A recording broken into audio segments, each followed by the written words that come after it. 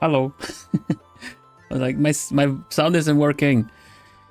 Hoot hoot, everybody. Hoot hoot. I'm Vilhelm, Vanderbos, the Noble Owl, and welcome to my ABC challenge. Hoot, everybody. Hoot hoot. What's going on? What's going on? I cannot catch a break with the little scuff. At least the chat seems to be working again. We take the victories. We take the wins, right? Hoot in chat, I get a hoot back. Let's see. Who's here? From what I can see, Juzo, Joyus, Mizu, Lori, Zaya, Kiana, Moonshiro, Jennifer. Did I say Mizu? I think I did. You get an extra one. Miri, hello. Lapis. Winter Void. Madison, welcome. Zaya, Olivia, Juso, Kyota, Citri. Welcome everybody, welcome, welcome. So nice to have you here. So nice to have you here. Steffi, welcome, welcome. Sorry for the late start. So let's see. Last art stream, we had some issues. We had some issues that YouTube was just eating chats. Uh-oh. Yeah. You see the little glitches that is happening? I think I'm having some issues with connectivity with a certain network. The mansion Wi-Fi isn't really cooperating now. So I hope it doesn't go down. It doesn't mess with the stream. If it does, I'll do the good old turn it off and on again and see if that helps. Usually does. Hello Ichigo, welcome. Could you guys type in chat to see if I see you? Hoot hoot. I don't like the little glitch I just had before. There you go, okay. Thank you, hello CL. Yeah, it's so hard to tell. It's so hard to tell if things are working or not, but thank you, thank you. Hello dear, welcome, welcome.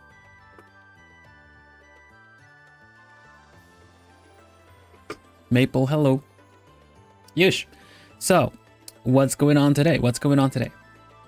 I am gonna be drawing. If I can find my drawing glove, there you go.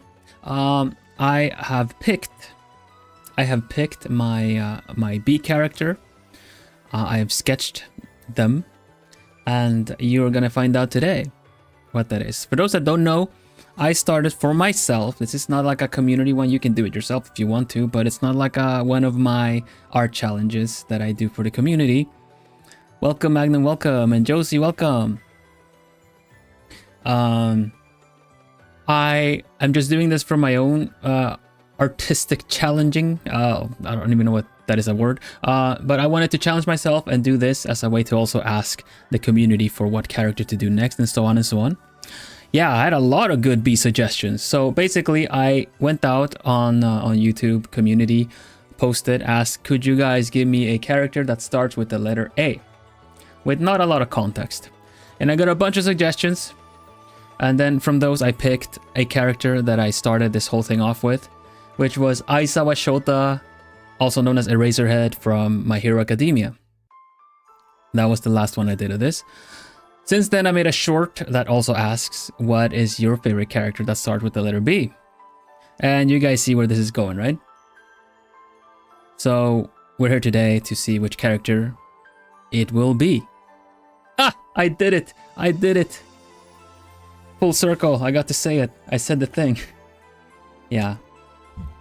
A character. There you go. Exactly. And this is a B character. You know, they're not the main character. It's a B character. Right. So let's get going, I guess. Yeah. Crescent, welcome. Let's go to the art scene and have a look-see. Also make sure to have it all open as well. I had to restart everything, so I'm just like, eh.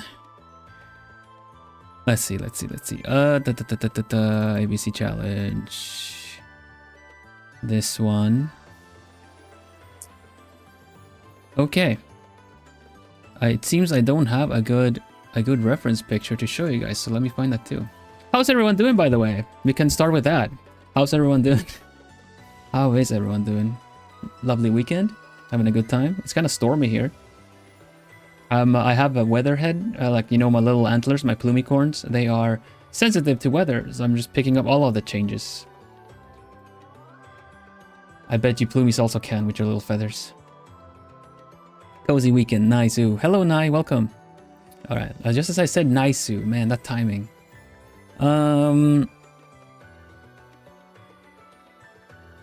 Here we go. We got a character. Here's a cute picture of him. We'll use this one. I'll show you guys. All right, let's go.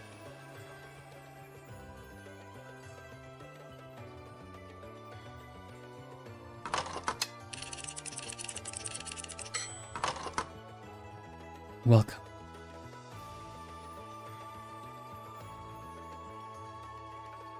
Oh, that hand's not supposed to do that. There you go. Alright, so I had a lot of suggestions, some pretty good ones. Made it a bit tricky to pick, honestly. A little bit tricky to pick. But I ultimately have decided, and because I look around, like if there's a suggestion of a character that sounds interesting, I am gonna have a look, of course. With rough sketches for the Pokédraw challenge. Nice, we're gonna talk about the Pokédraw challenge in just a mo. Curled up with my cat and cozy. That sounds so nice. Snowed too much? Oh my goodness, we don't have snow here at least. Chores, and now I'm gonna go and touch some grass. Alright, cool. Good job, Laurie. Alright, so the character I opted for, that I picked, let's see. Whoop. Can we get that character in here, please? And everything is messing up. Okay, here we go. The character I picked is Bachira from Blue Lock.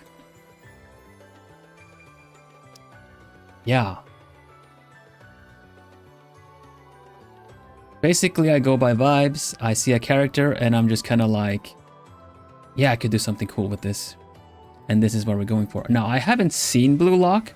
I probably spoiled the heck out of myself by checking the references and like videos and highlights and stuff. So I have not seen this. Hello, Mads. I have not seen I've not seen Blue Lock.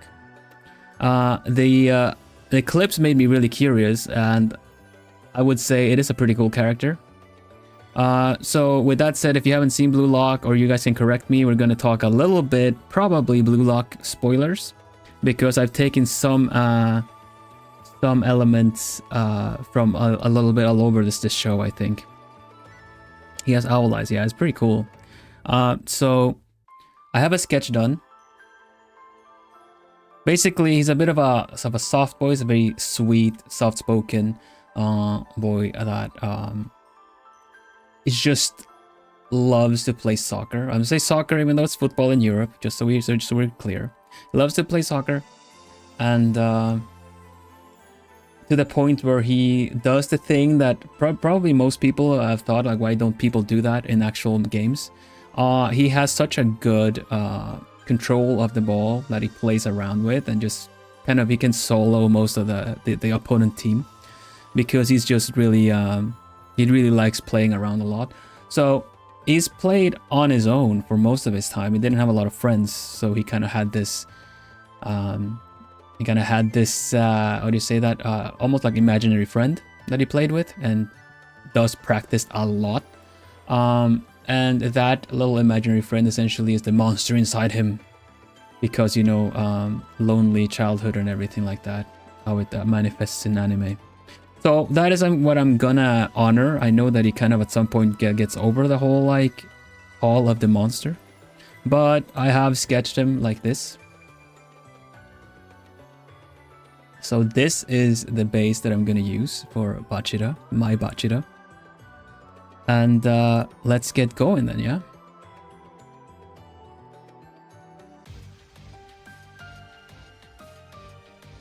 How is the volume?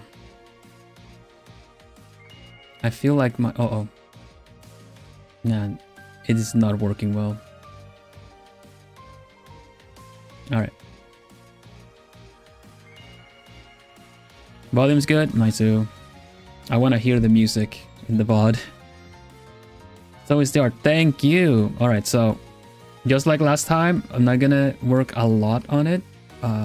Miku, I worked a lot more on it. Aizawa, I worked a bit less on. So let's have a look. See, timer is on and we are gonna have a look at what's going on. Is there anyone new here in the channel that you just showed up? Loud and clear. Loud and clear, yeah, but it's kind of the balance of it all is a bit tricky when it comes to music actually playing in the background.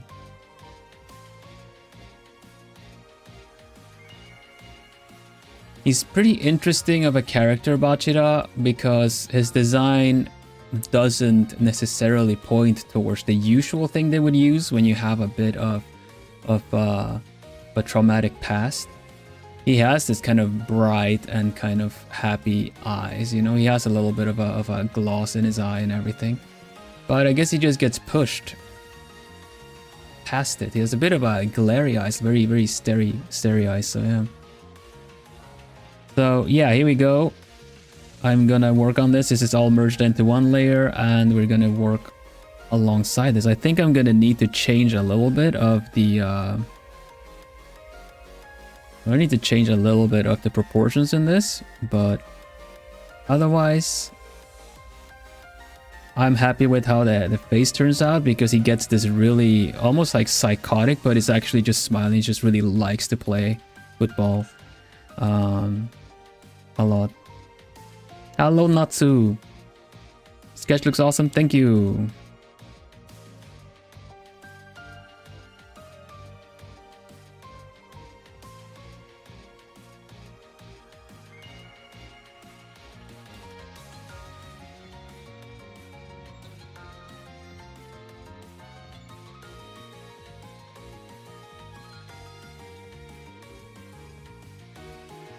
I really want this to have a lot of motion, because you can't really see it, but his back shoulder is actually back here. So he's kind of in the middle of some kind of play that he's doing with his, you know, lower body and stuff, so. His face generally stays quite bright. Yandere vibes, he does, like when he gets a bit, when he gets taken over a little bit, his personality changes. And they always do it so well in sports anime, you know, they're very motivational. They spark a lot of motivation. It's almost like it makes you want to play the sport that they're talking about, that they're playing. Hello Diane, welcome. But no, I remember seeing the trailers for Blue Lock, but never got around to starting it. I don't really watch that much anime, but I do enjoy them when they're well made like that. The animations are pretty cool too. They really do a mix of like 3D to 2D kind of stuff to really show what's going on the. I don't even know how to say, like, on the field.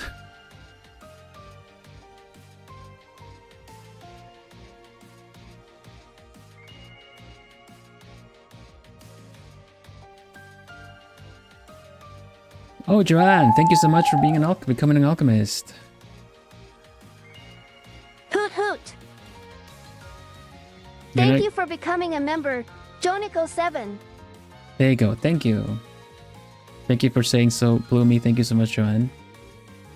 Sports animes are always so intense. Yeah, and anything that does the sport anime, how do you say, like the formula, right? Because the formula of sport anime tends to also be in a lot of other kind of competitive kind of deal. It's almost the competition formula of anime, right?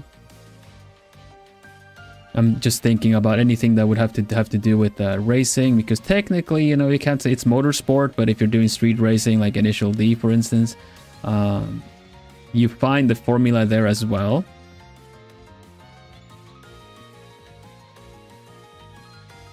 No problem, Kyota. Nice to have you here. Thank you for dropping by. Welcome back.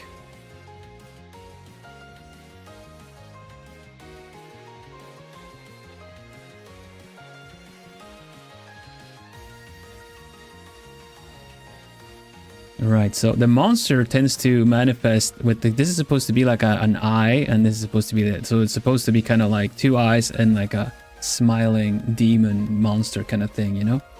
So that's kind of what I'm doing here with this kind of a black flame, because it does actually is shown that like that in the show at some point. Kuroko no Basket, oh, I hear pretty good stuff about that too. Honestly, most competitive animes have a really good vibe to them from what I hear, that the ones I haven't seen either. What's that one with the I haven't seen it either, but I hear good things about it. Like Chihaya Furu, I think, with the Karuta competitions. So it's always about the competitions, right?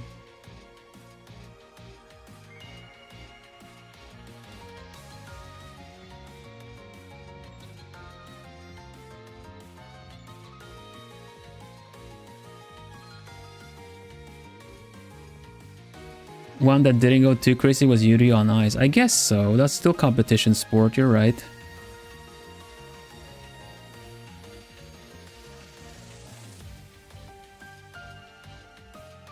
One that did go though is Welcome to the Ballroom, I think that was called, with the dancing one. That one went nuts when it came to like also sport anime kind of formula to it.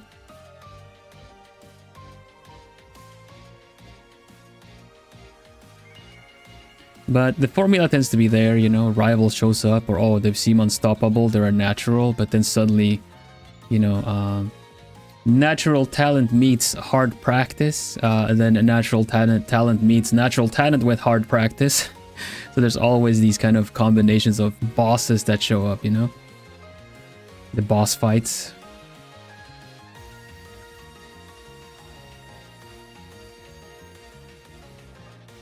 Inazuma 11, yeah, I heard that one's pretty good too. Yowamushi no Pedal, that sounds like a bike one. I remember hearing about like Princess Stride, all kinds of competitive stuff. The amount of research that the mangakas do for the sports that they are kind of representing is really impressive too.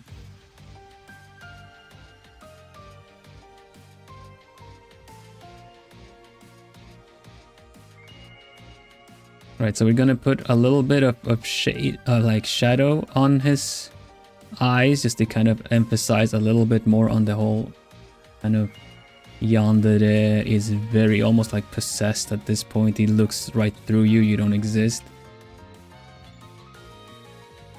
Also, the crazy techniques that make no sense are mandatory. Yeah. Especially if they are rooted in something that is kind of that exists.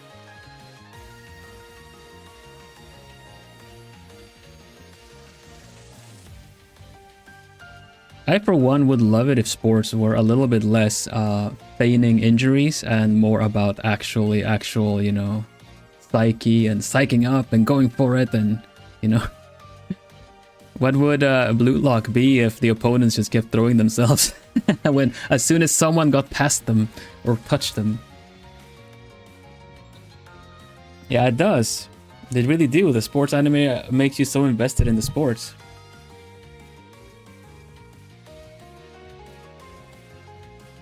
The guy they have to face can see a second in the future. That's just having really good intuition.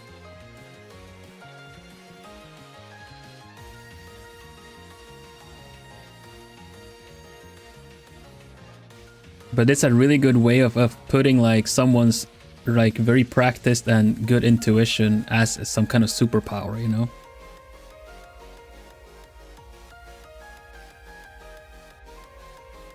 Run like the wind, cool.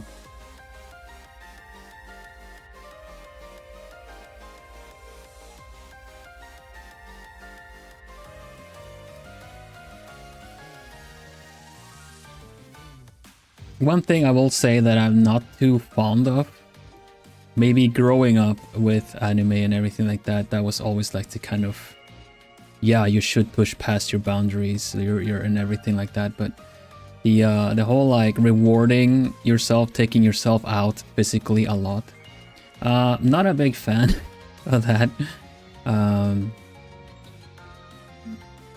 I guess the Plumies that know my spin-off lore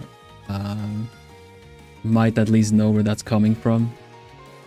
But yeah, no, please take care. You can still be good at something without needing to somehow, you know, sacrificing parts of yourself for it. Japanese in a sense, well, with a society as big as Japan, or rather I say like with so many people doing, like imagine the difference, right? I mean, I live in the Netherlands right now, but growing up in Sweden is a pretty big country to kind of surface area, you know, and a lot of distance between cities and towns. But in Sweden, like there's not a lot, like population, not that big, not very densely populated. Meanwhile, like the Netherlands or countries like Japan, Germany are very densely populated for the surface. And so you have a lot of people doing all the things. So technically anything you think about is going to have competition. Anything you think that you would want to do is going to have competition. I bet there are things in Sweden that if you're pretty fast to get on top of, like get on it before it becomes as...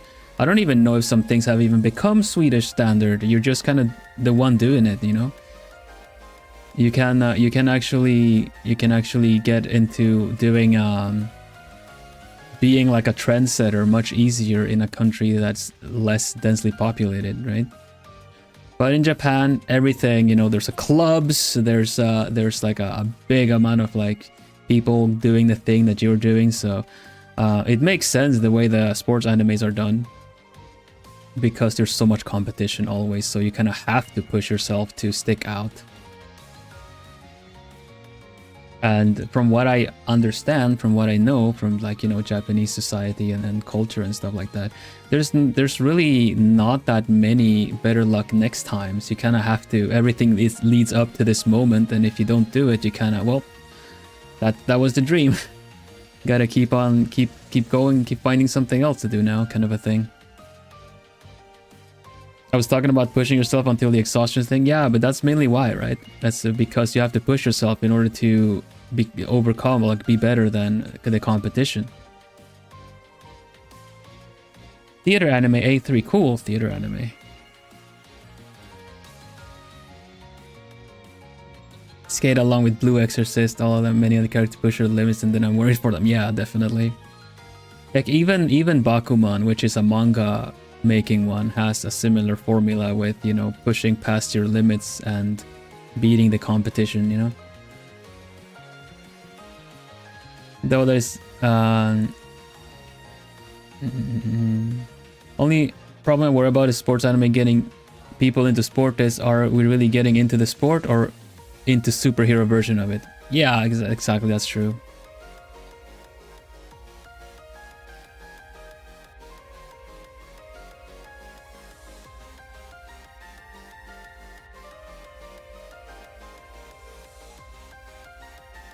You gotta be good, or why waste time doing it?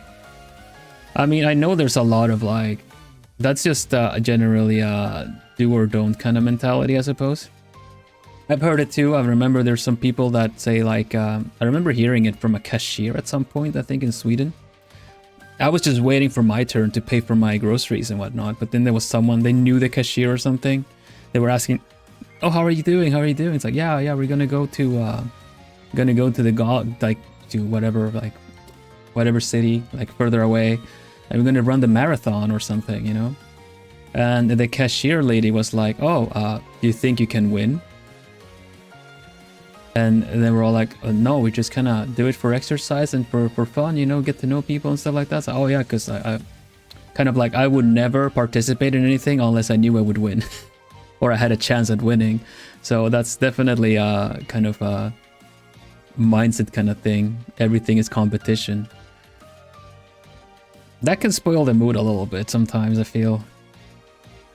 If people are so competitive, then it's kind of, you kind of forget to enjoy it. if you started off doing it, you know? If you started off because you like doing it.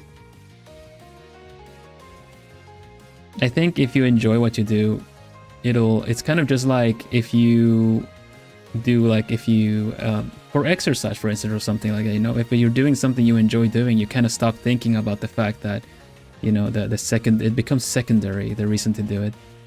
If you're just in it to win it, you kind of might end up comparing yourself to other people a lot, lose track of why you started doing it to begin with. That just sounds like an excuse not to try. Yeah, I get that, exactly. Because how the heck are you going to be good enough to win at something unless it's something that is like, oh, there's a competition and, you know, you win if you look like you do. And even then, even then, you might not.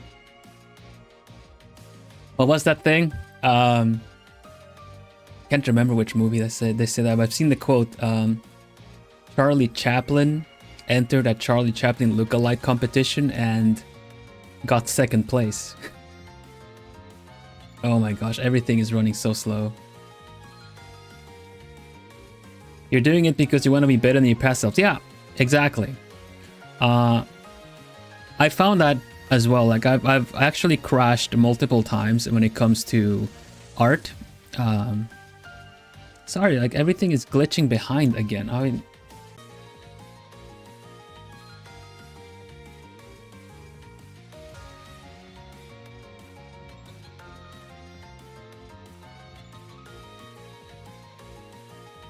hoot hoot. Chat disappeared for some reason.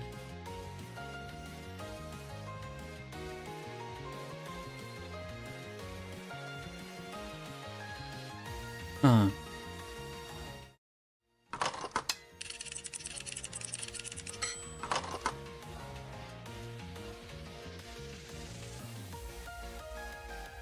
It's now chat is not loading.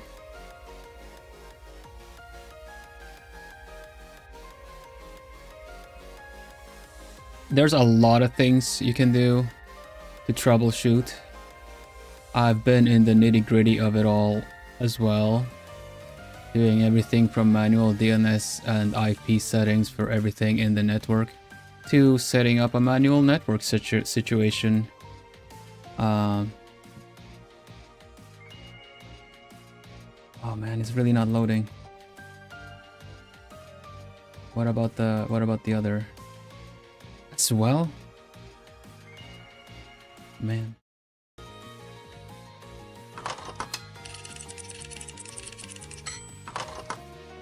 Okay, can you guys see me? Can you hear me?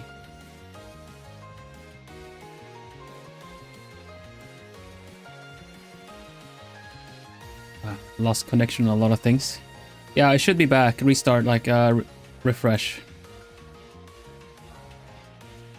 Okay, it should be back.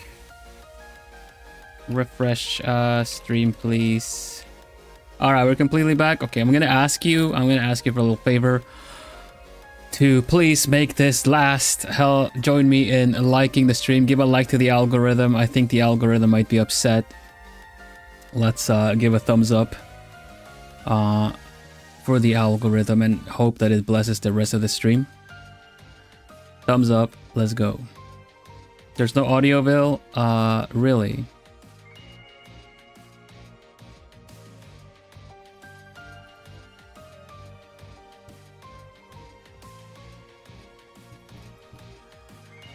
You can hear me? Alright, cool. Hello, Dango. Alright. It buffered again? Great! Love that. Love that. I'm sorry for the attitude with this. I've just had a lot of technical difficulties lately and it's just been really frustrating. At least chat is working. Well, I'm gonna do what I can, I guess, for now. It's not much else to do. And as soon as you have this kind of stuff, it's not gonna resolve itself. And if I try to, I've been up so late at nights trying to resolve like computer issues and everything for myself and people that I know. And unless like I can go in and just like manually, just like if the tablet is not working, pressure sensitivity and stuff, you can go in and manually deactivate and reactivate all the drivers in your computer, but it's still gonna act up funky. So it's just a restart is just the easiest thing, and if that doesn't resolve it, then it's not something that's gonna resolve itself in a couple of hours.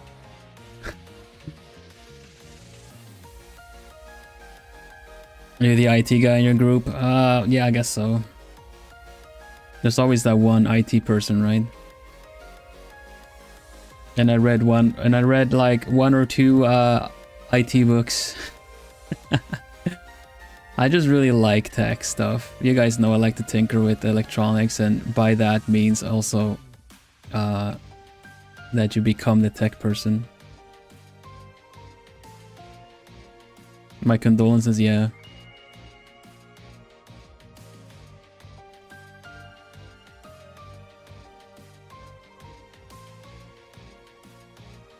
Don't worry, it only lasted until I was blamed for something not working again after. Then I just never did it again.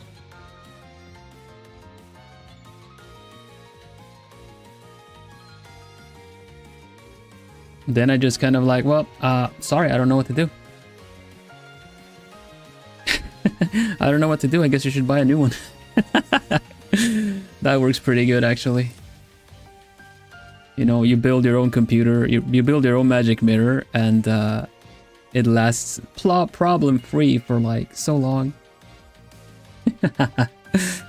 Can we bite that person on your behalf? No, it's fine, it's fine. No worries.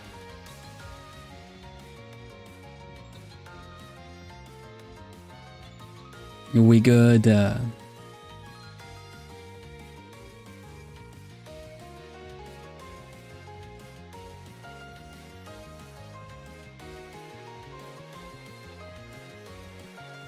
I never watched the IT crowd or anything like that, where all the memes come from, but I could tell you whenever I heard about them, they were felt.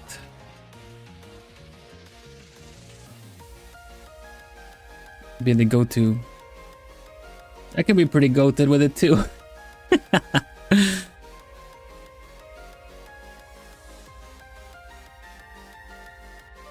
But yeah, it's no fun. It's a big time sink. And you never want to retrace anyone's, it's really, you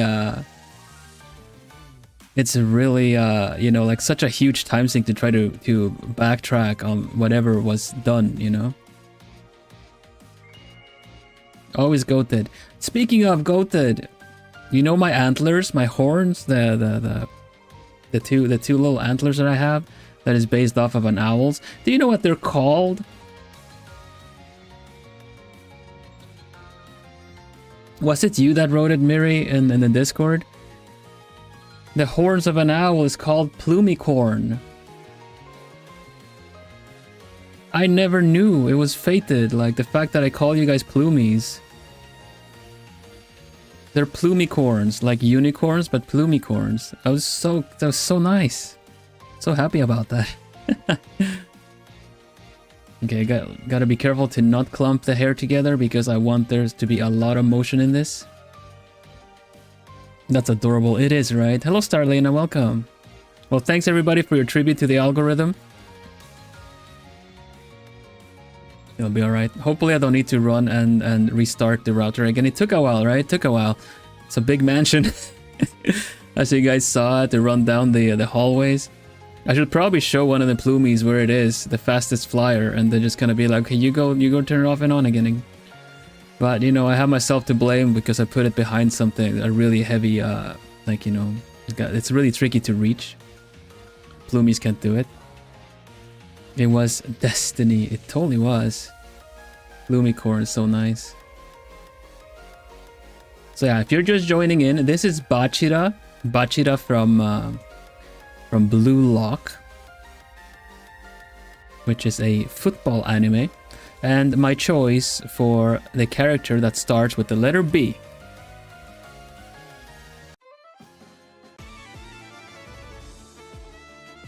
I like this song better actually.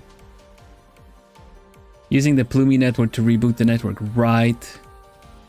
Now, as soon as I notice that my magic mirror starts lagging behind, like up, then I'm just, oh dang it, that is the main network. It's not like it's not an internet bill issue. American football or soccer? It is soccer, if you will. Is there an American football anime, or is that just very American? I wonder.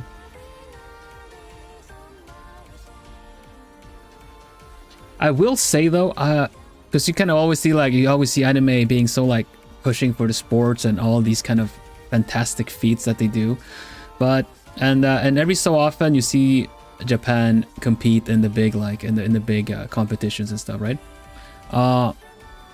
The competitor, I don't think they were Japanese actually. They were Korean maybe, but the pistol shot ones. You guys know which one I mean?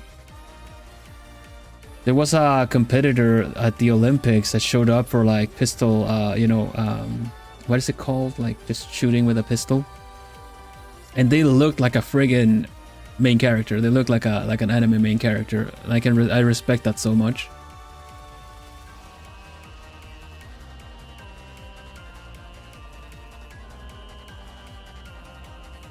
I think Japan does play American football. I know a lot of people that have played American football. Same with rugby and stuff like that. Like it's always like the clubs that do that. So I'm sure it's prevalent there. I'm just wondering if there's an anime made of it. You had the two swords in the same competition, right? You had the two swords in the same competition. There would be former like special ops person from was it Russia maybe even?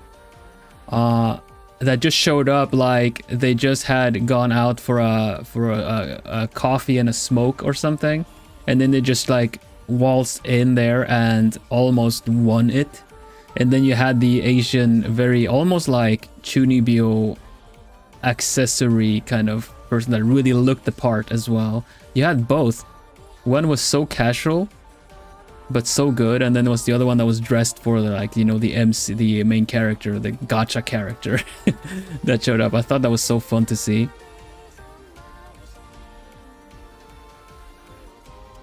Anime art style, yeah, they did draw them in anime art style too. They looked so good as it too. It really made it really they really looked the part.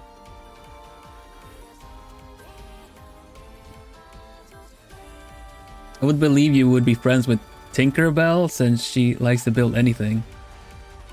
Tinkerbell? Wasn't there a sport in Pokemon like a baseball in a Alola? Maybe. Hello, Finn. Ice Shield 21. Heck yeah, there we go. I would be kind of surprised if there wasn't, honestly. I feel like there's anime for everything.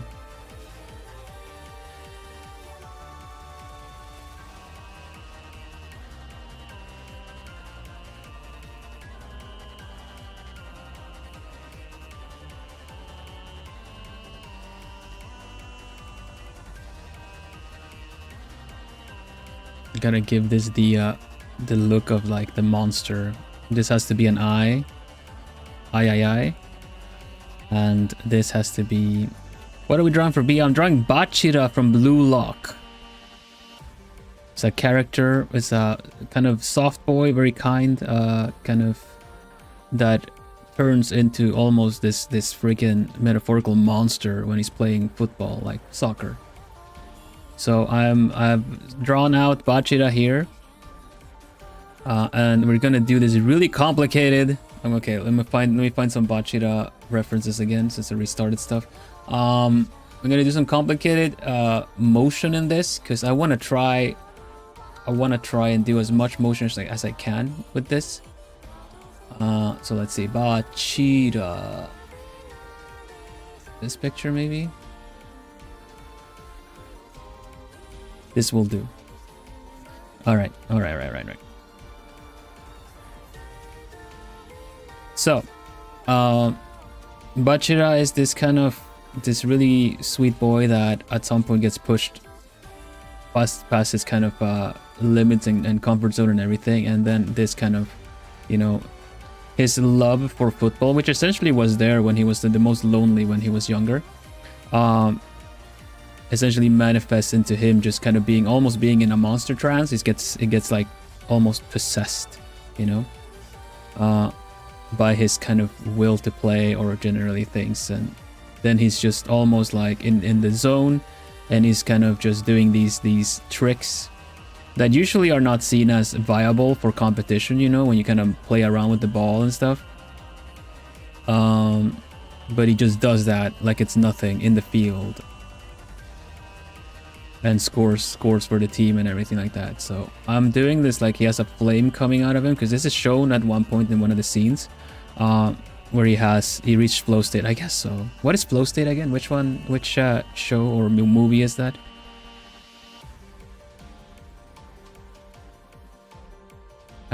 So this is supposed to be like his monster going.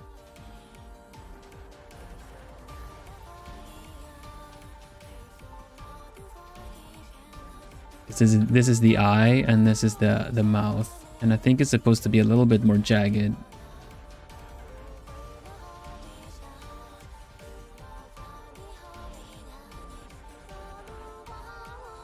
Locked in. Yeah. Is that actually something you say? Because I felt like flow state was like from something, you know?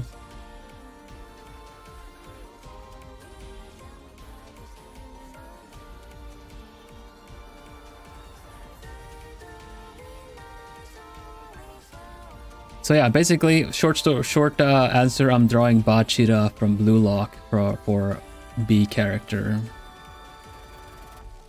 Oh.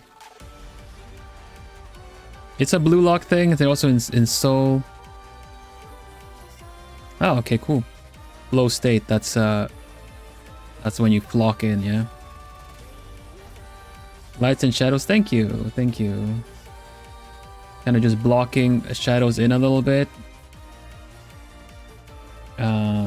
But now I have to work on his compression shirt, because what I want to do for this is because he has a compression shirt at least at some point in the show, and that's what I'm gonna draw now. So I'm gonna work on his like muscles and like the shirt being kind of tight on him, and then I'm gonna put his top, like the competition top, on top of that, you know, the kind of tank top for the team in there. So we have to work on the back and everything here first. Kind of define the stuff here, and then put the top on him. So the hair, he has a pretty fun two-colored hair, because rather he has he's kind of black hair, which has the kind of dyed blonde or yellow on the inside. So here I'm gonna show a little bit of the yellow on his hair that's kind of lifting up in front. I think I can probably show a little bit of the hair in the back here too.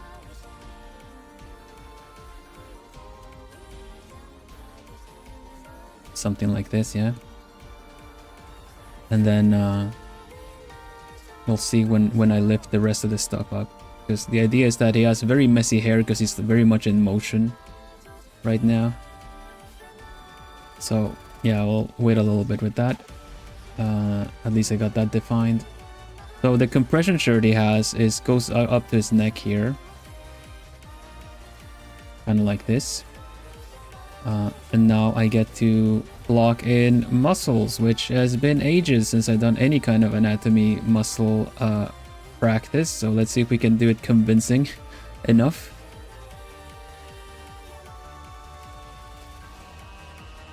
I'm sure I'm gonna be like, oh, that doesn't look right. That is not how muscles work and everything. But we'll try. I'll try what I can. Let's see what I can do. Might have to look up a reference for this. I'll just just eyeball it first, and then I'll correct it with some references. Freaking shoulder muscle always goes further.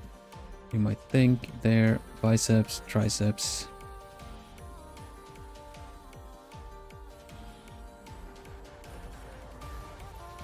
And then you have the kind of, I'm not sure what they're called. This is the deltoid maybe. Don't need to really define all of it because it's going to be covered under the top anyway, but as long as it looks convincing first, you can sort out the rest after. Need to find a picture that shows me his actual compression shirt because I think it only goes down to his elbow. Bachira, where are you?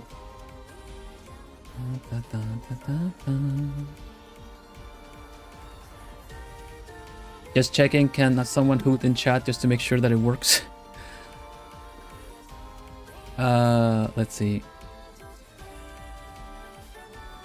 Bachira, thank you.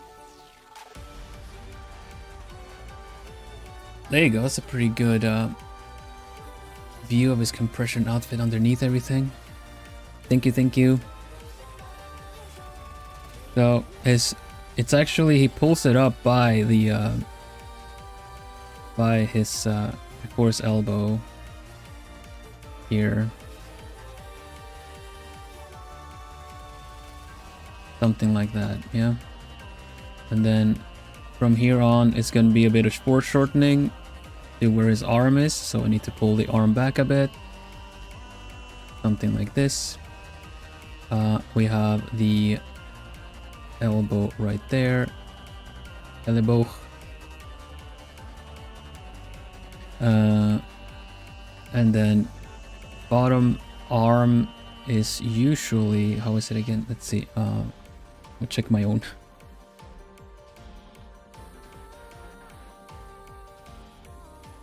All right, this is kind of goes like that.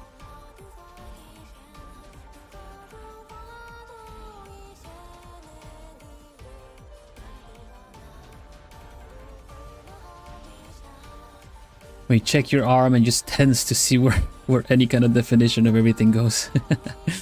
There you go. Connection okay?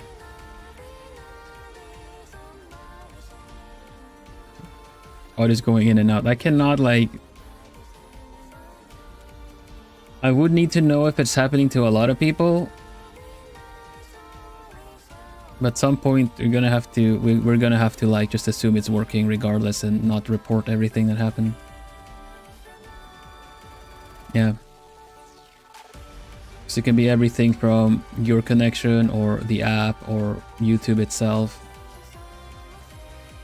It's just very distracting, which is kind of what mainly makes me feel a bit like annoyed when it happens, is the fact that it takes me out of the drawing. I know it's not your fault, and you know, we couldn't predict what happened with YouTube last time, but oh my goodness, it's hard to lock back in. The flow state does not come easy.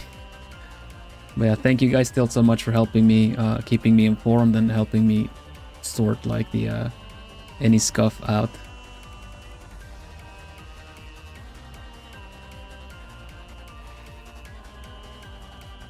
It's important to know. It's important for streamers to know if there's any scuff.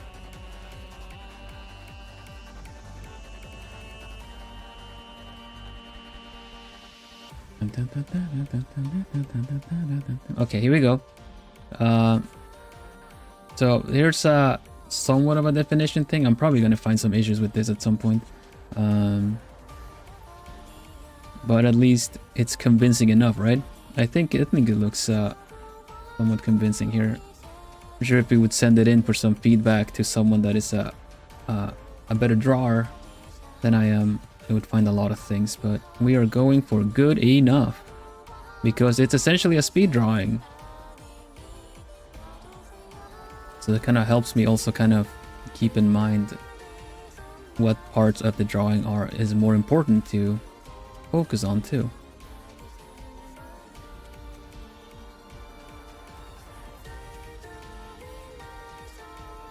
He's also not very like muscular. You have a very fit body if you play football, but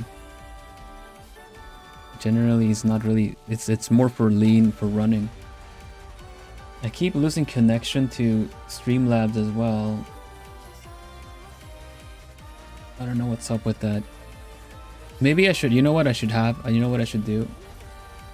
I should have a network, let's see, diagnose curve running so that I know what is going on. Let me see. Activity, manager, curves. I need to know the network. Ethernet, there you go.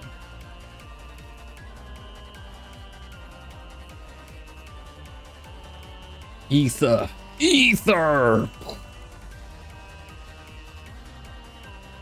Slender, kind of muscular. Yeah, it's tricky to draw. Definitely is, because you have muscle definition, but it's not, you know, the very bulky kind.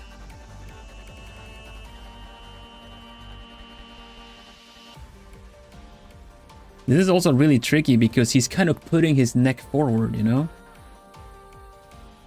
In that sense, the shoulder is a little bit further back. Because he's also sticking his neck out, like literally sticking his neck out.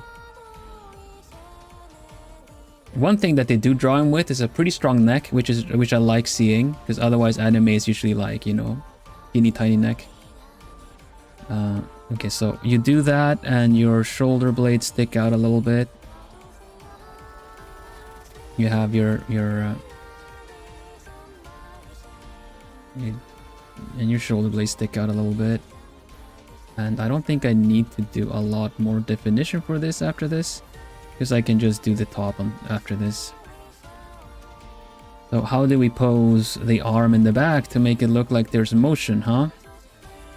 He's sticking his neck out, then we probably need to lift it like this, like he's running, you know, like he's just like that's his body now. Like, he's running that way. You guys can see it, right?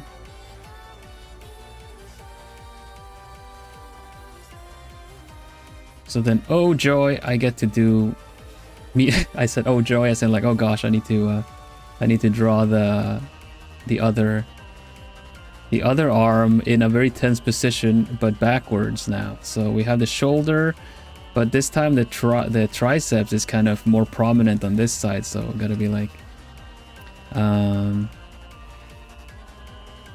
I can't use the same kind of method that I did here on the other side, because the triceps is sticking out more here predominantly, and then the biceps.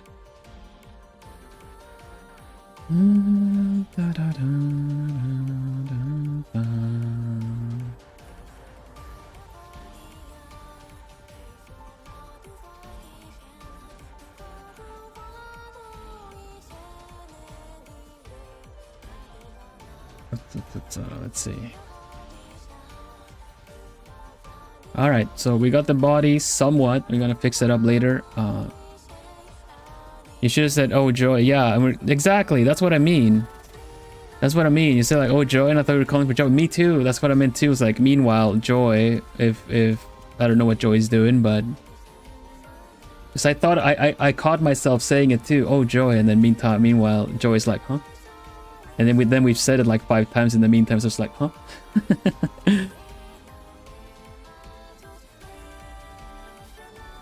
Speaking of getting interrupted in case you know you're busy. All right, this works pretty good. I like how this looks. I like how this looks. These lines are okay. It's not super correct everywhere, but you know what? I can work with this. I can work with this just for something that I've like put together really fast.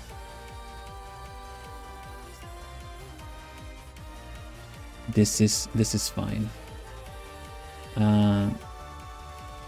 This is also really important. Keep in mind that the arm that's coming back here, it's better to do that part that you see closer to you. Be overlapping.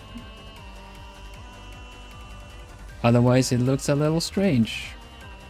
Like the angle, the composition, everything's a little bit off.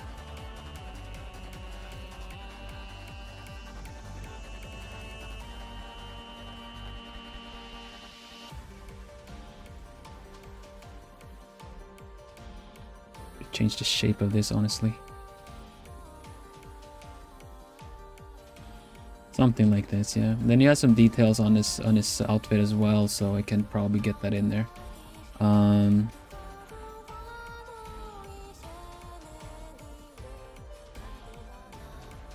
right, kind of need to get his hair back in here. Let me find something where I can see his hair. There we go. That's pretty good. So he's got his bangs cut straight. That's why we have him very sharp in groups. But other than that, hair is just kind of messy, a little bit all over the place. It's almost like it just kind of let it do whatever it does, and then cuts his own bangs or something just to keep his eyes free, you know. So what is the motion in this? What is the motion? The motion is gonna be in kind of almost turning his head this way. So hair should kind of be going like this, because you know, you turn your head and hair that is flowing in gravity is just gonna stay there for a bit before it kind of flexes back. So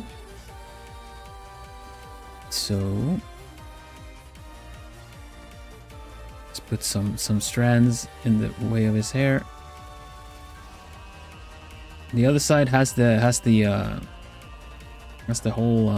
whole problem, the monster on that end there. So these don't make sense, I guess. These really don't make sense the way they are angled. So I might wanna duplicate this and try to draw them the other direction. Can I just get away with flipping them, I wonder?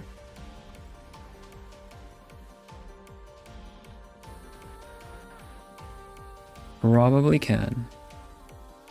And then just paint over it. Because the angle is pretty good on them. It's just they were angled the wrong way.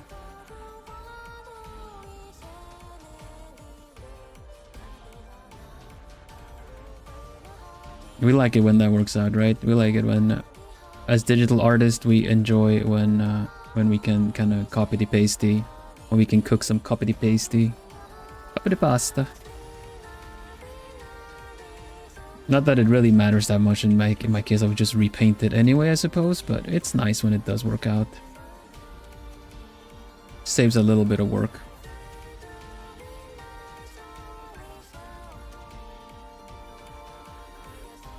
I kind of want to leave the hair. I mean, his hair is not... It's not like fluorescent, you know? It's not really glowing. But I kind of want to make it look that way. Because I'm not going to be using a lot of colors on these. I kind of want to do like maybe one color. One highlight color. The rest is just kind of grayscale with whatever, you know, not filter, but gradient map and stuff that I can use after. So we're gonna make it kind of glowy yellow.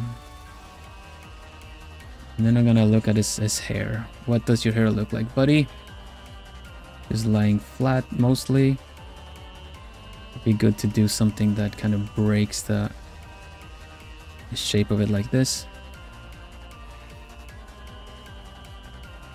Kind of relate when you rewrite something, you copy pasta something already written, it makes it easier. Yeah, especially if there's something you can keep, you know, like that's kind of the deal where maybe you have to rewrite something before and after, but it's in the whatever you have there is still like you can keep or change a little bit of to still use. That said, I'm gonna take a note from what we were talking about during the member stream because of the Stardew Valley reveal thing, when they were kind of showing the, you know, in retrospect how Stardew Valley looked like before and everything. How many plans the guy had to incorporate in the game that ended up not making the cut because one, it was a bit too ambitious, two, it kind of wasn't fun. So in that sense, it's kind of important to not be too attached to certain ideas.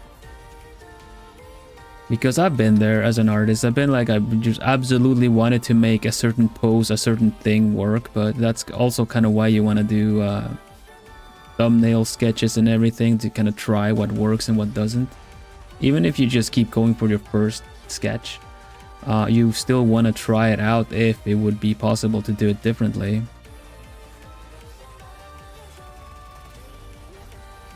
I think for minutia I went with the third one. What did you name your first chicken in Stardew? Vil Jr. I actually have a Stardew chicken plushie, brown chicken. My pet was, I would call it Plumie, but I had a pet, so my pet cat was named Plumie instead. Plumies are the is the fan name, you know, you guys. Yeah, sometimes you have to be brave and delete it or start over. Yeah, definitely. You have to paint over certain things that you worked hard on as well. If you do it the way I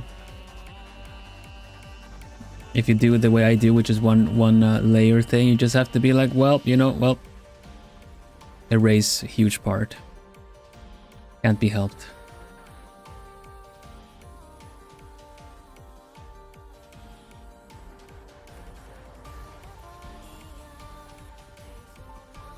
In that sense, that doing this kind of one layer kind of deal and painting like almost like I'm doing oil paintings or acrylics has really helped me out a lot with that specifically. Because beforehand I would, you know, be very zoomed in and working a lot on this one particular thing and then zoom out and be like, oh, well, I guess I have to blur it. I have to get rid of it. It doesn't work. It doesn't make sense. Everything is pointing this way. Meanwhile, this one is pointing that way and I cannot reuse it. Then you know.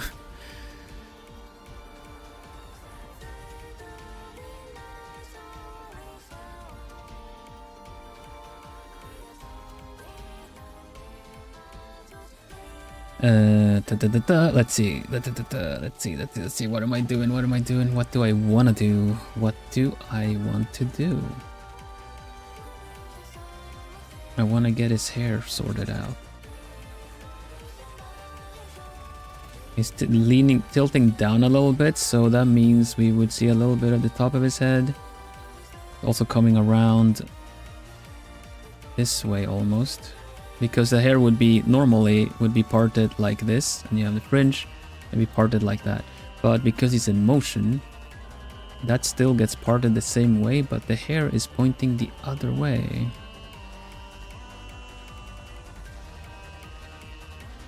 And this is the tricky middle point of hair, right? The fact that this part is gonna be bending this way because it's on our left half. Meanwhile, the part on the right half it's just gonna be doing that. Kind of like my hair, you know, everything's going in this kind of motion. You know.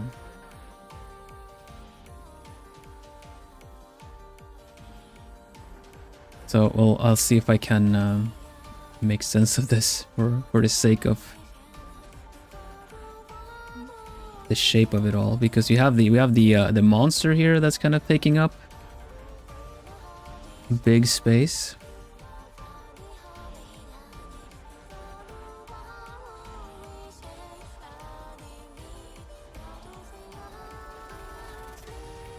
Which is also, his hair is kind of messing with that whole deal with the monster now. I just realized, so maybe we'd have to be a little bit more careful with how I do the hair on this side. Because this kind of creature loses focus if everything is gonna go in the same color, you know?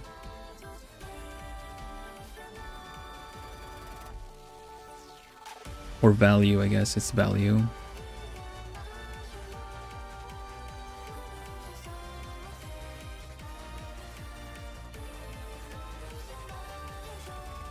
Right, so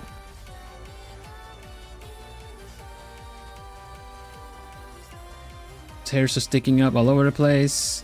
We kind of want more stray strands everywhere.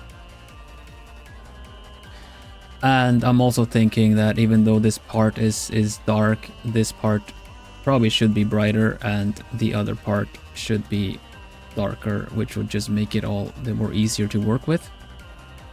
If we kind of make this kind of dark and shaded half of his head essentially blend into what is going on this half, you know, kind of make this side, maybe even make this a little bit darker on his face.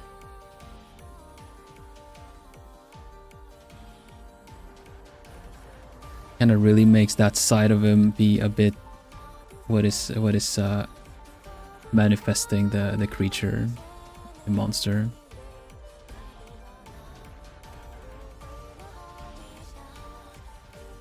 Can probably make the flames entirely black, like very inked black as well.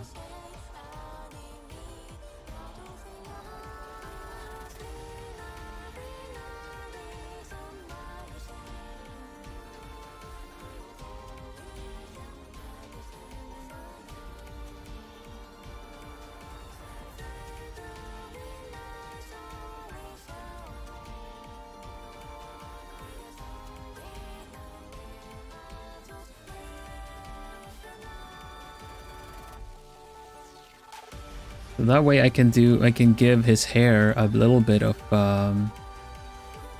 definition on this side, like a shape, form, volume. But then I don't really need to give it a lot of lighting or anything, because it's technically just being this part of these kind of black flames or smoke or whatever it could be, you know? Like this.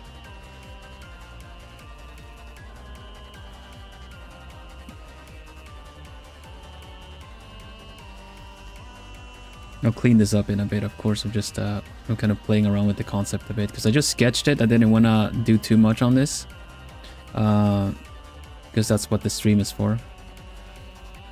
If it didn't scuff, YouTube. If it didn't scuff. And this is where I would have my scuff-free stream, if I had one.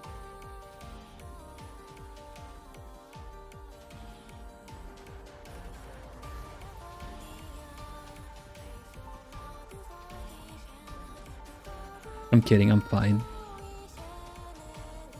It's part of it all.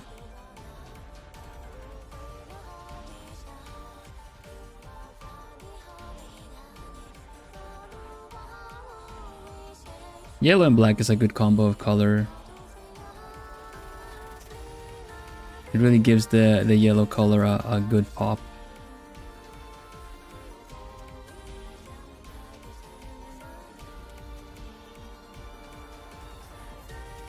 The rough sketch came with rough Wi-Fi. Yeah, no kidding.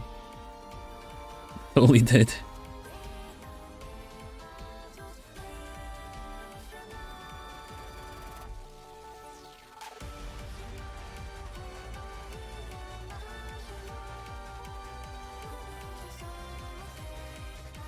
Okay, I should save.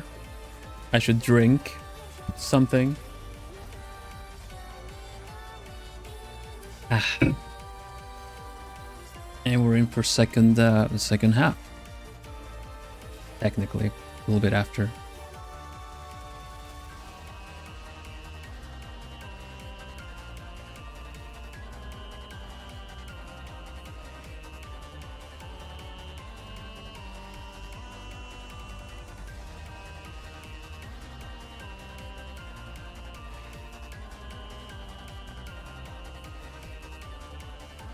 Alright, that's pretty cool. Kind of wish I could. I don't know if I have to wish. I probably can change the direction of the glow of the monster rails here.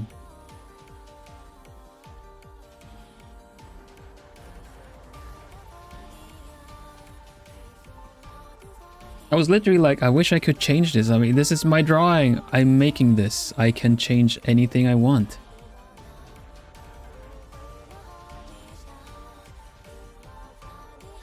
Face is giving the sense of insanity. Yeah, because he kind of goes into this trance where he's just kind of really, you know, has this kind of, you cannot reach him. His eyes initially go really like very dark, no glow. Like this is very much like the first time it tends to happen in the show, I think.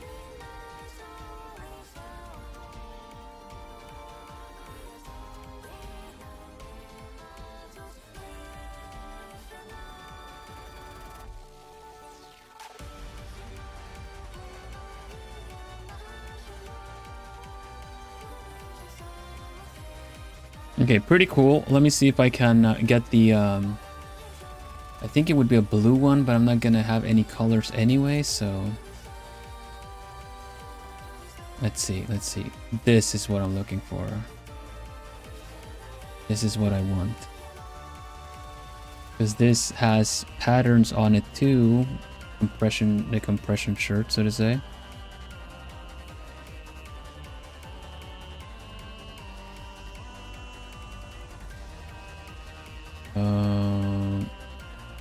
How does this work?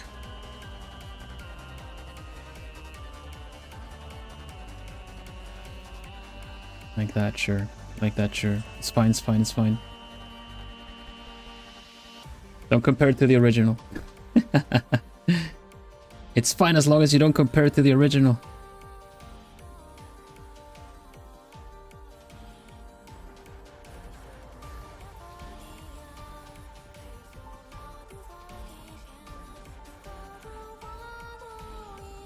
Alright, time to draw what was gonna happen with his actual competition.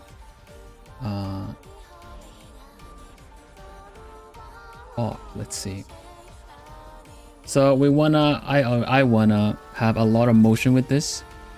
We're taking details now. No, I told you not to. Don't do it. It's not worth it. It'll make me look like a scrub. No, not really. You look pretty good.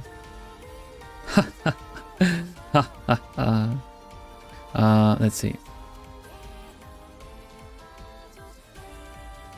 Okay, I want this top to not be really a tad like stuck to him. So I'm gonna lift the shape of this a little bit. Like it's really not against his body, you know? Like normally if you would draw one that's really close, that attached to his body, it would be something like this, right? But I kind of want it to be flowy. I want it to be, you know, kind of lifted, and I'm gonna have to sort out the folds. Oh gosh, I'm gonna have to sort out the folds for this. All the tricky folds. You know what? Let's make it go off his shoulder here a little bit. Like really, really like he's wearing one that is size too big for him. Does that work? Nah, that doesn't look that good actually.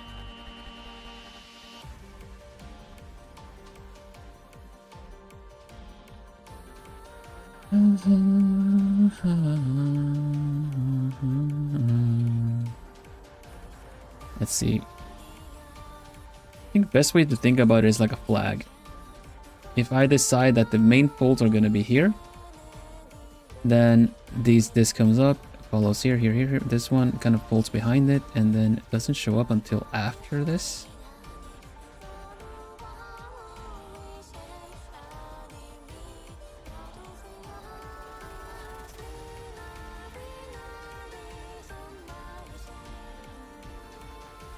And then because the folds are that way, everything goes that way. Everything points that way. Everything wants to go that way. Bloomies are taking notes. Goodness. Why are you taking notes? This puffs up more.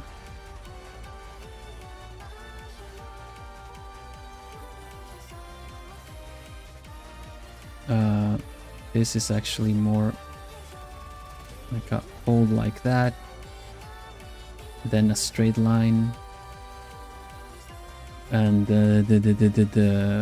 what happens back here, no one knows what happens back here. That means we can make it up as we go. I'm gonna make things up that this happens here. This does this thing right here, like that. Boom. Dynamic. Hoot. Hello, cat. Welcome.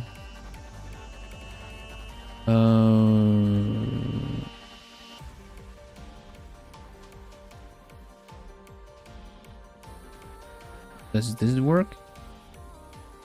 Is this working?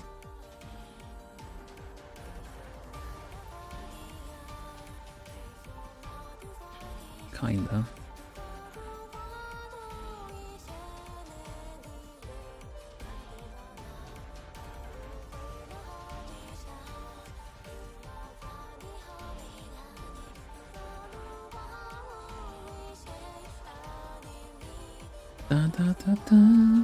Thanks for hooting Cat in. It's so nice when everyone greets anyone that's come in for the first time today, you know? I really like it when you guys welcome people in. I think it's funny sometimes when someone new drops by and they're like, "Why are you hooting?" But it's also a good way to see who's brand new on the channel, who has been around. There's a lot of you plumies. I pride myself in being able to keep track somewhat, but any name changes or like that, it feels a bit tricky.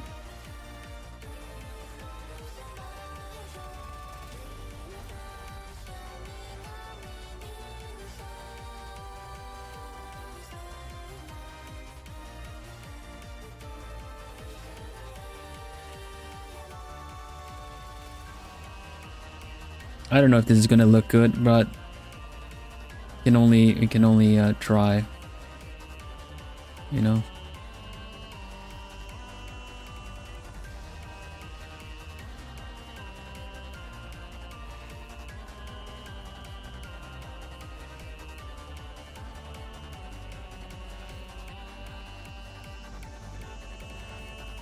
I think it needs a little bit more sharper folds for the sake of the something like this, yeah. Maybe.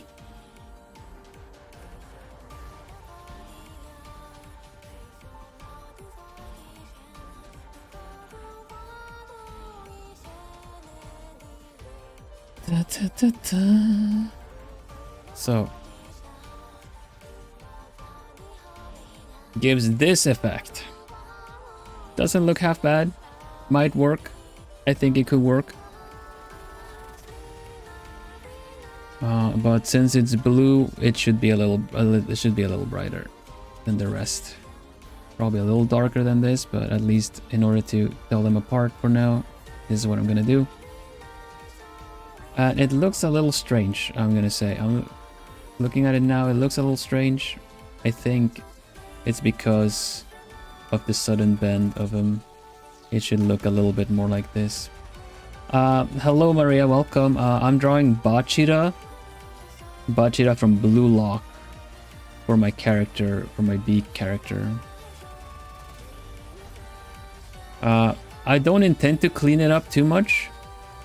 The messy lines really sell this kind of ink style, really. Just a couple of things that might need to be fixing up a little bit, because it's supposed to... Oh, actually, you know what? I'm going to try doing a little something. I'm going to try doing this. Oh! Oh, that was all it needed. That was really all it needed.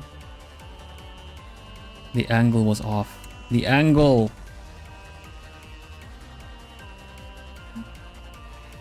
Hello, Neomori. Welcome. Bachira. Exactly.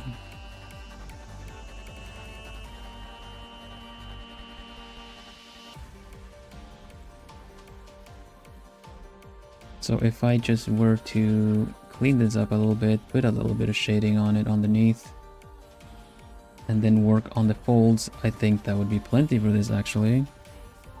How are you doing, Neomori? Welcome, welcome. It's nice people, like, I feel like I managed to get the character done pretty good if people join in and be like, oh, it's Bachira, you know, like you kind of recognize them. That's always a nice sign, you know. I remember being an owlet and drawing something and then getting the question, who's that? Like, oh, I'll have to get better so that they know instantly when I show them what character it is. Hello, Rat, welcome.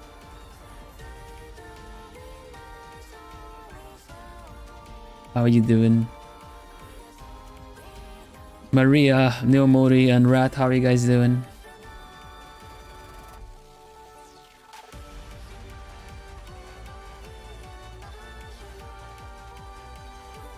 Time zones being set, yeah, that's always the case.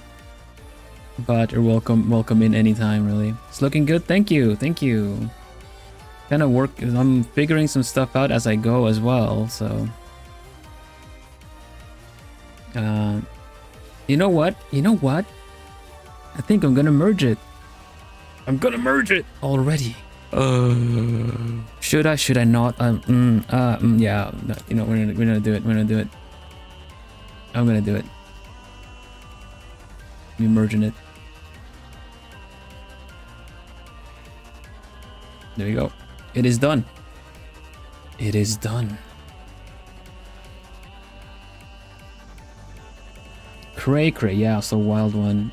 I'm just inspired by Bachira. We just gotta do crazy stuff to achieve the results, right?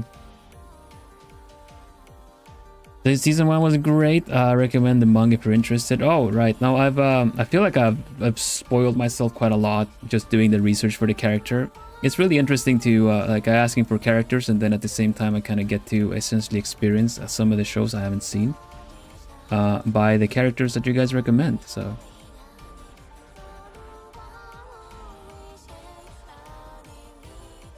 but I do think that if I were to watch a show like or catch up on any of the recommendations, it'd probably be the manga I would want to read.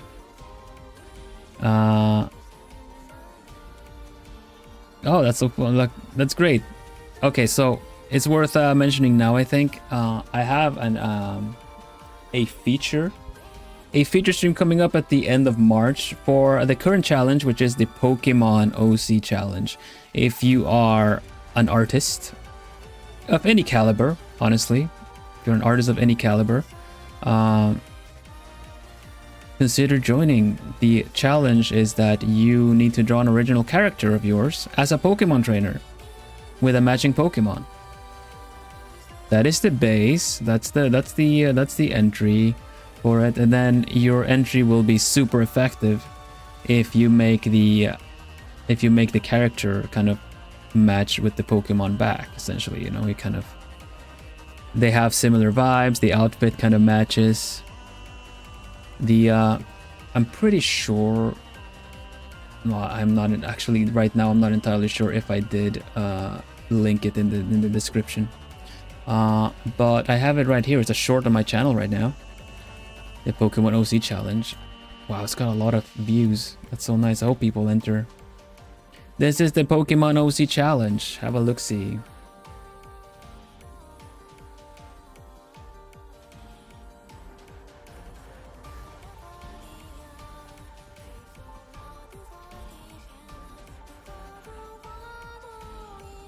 The first video I've seen from you. Nice. You came in with the Pokemon OC challenge. That's so nice, though.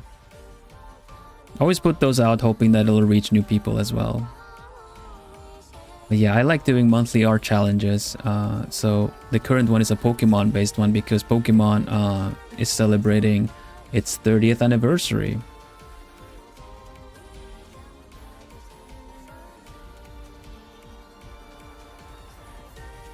I found that it would be very fitting to do that.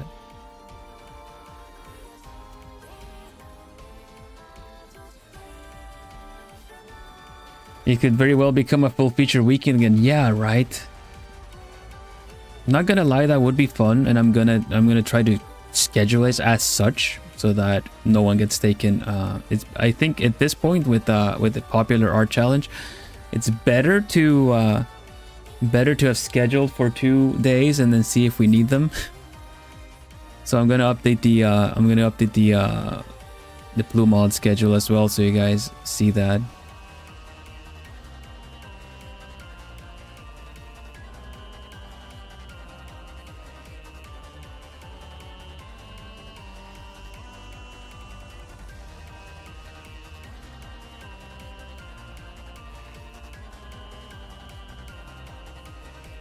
Wasn't there for the last wasn't there 2 for the last one? Yeah, definitely. We had so many entries, and like I was saying to people on stream as well, I didn't think about it because the last challenge was a redraw challenge. So you had an old and new.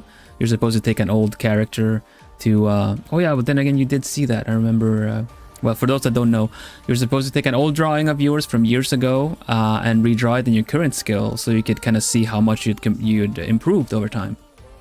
But what I failed to kind of take into account was the fact that every entry would be 2 entries because you would see the old and you would see the new. So we had close to 50 submissions, and I know that if anything, if it gets any close to 30 or something, that is gonna need like extra time than usual. Going to 50, and then we were technically watching double that, you know. So we were close to 50, and it was actually more like 100. So it kind of had to really rapid fire it through in that weekend. But it's good to keep in mind, especially for something that seems to be making the rounds and being something fun for people to enter.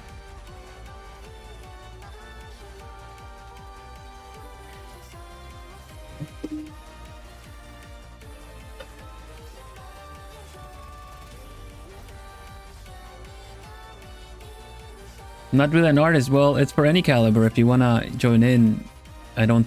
It's not a competition or a kind of you know, tier list or sorting anyone's skill in. We just look at everyone's entries together, and you do kind of just point out all the nice stuff in it and everything.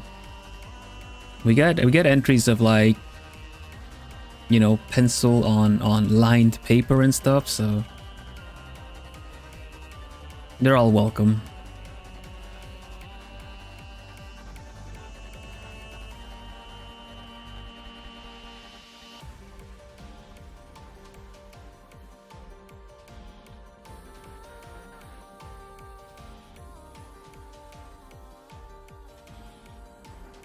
Yeah, it's a whole cheering event for each other. Yeah, exactly. Also, depending on the accessibility of Discord you guys have, we have a community server which works the same way always. Like if you have any kind of questions to ask, you can put it in the what's it called, like the whip or the feedback channel, and there's a lot of plumies. There's a lot of plumies that are there to help out.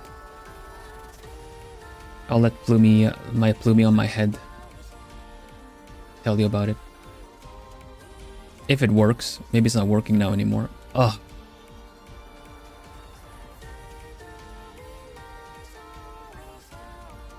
No? Guess not. Well, we have a Plumie community to Discord. You can enter the just follow the link in chat to join.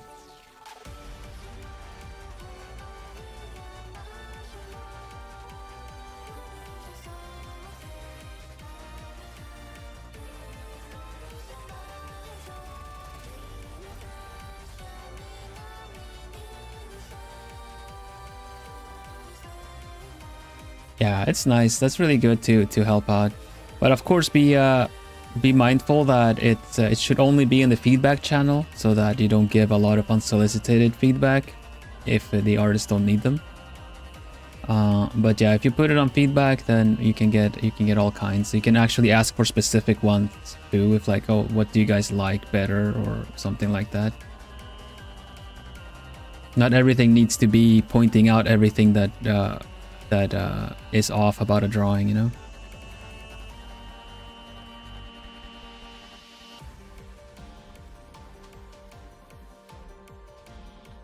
But yeah, I'm in the community server as well. I am also in and the Plu mods, Miri Mage and Natsu are also moderators of the server, and we do our best to keep the place accessible and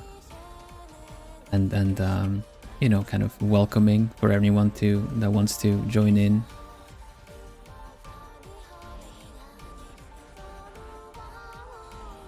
Lurker over there. Nice, thanks for your support. Really appreciate it.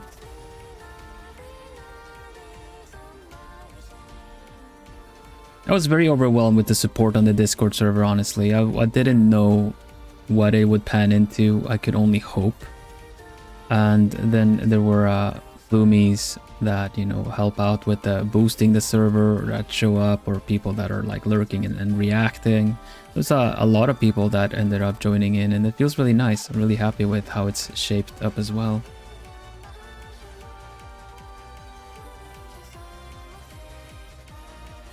Yeah, so since you're new, you might want to check out the server guide. There's like a channel called Server Guide that essentially tells you what all the different channels are for, because I feel like it can be quite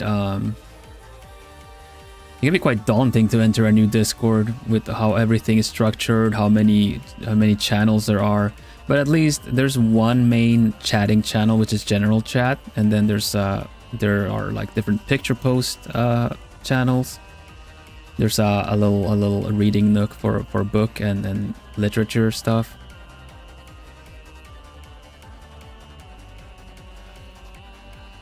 Yeah, you feel free to participate in anywhere you might want to.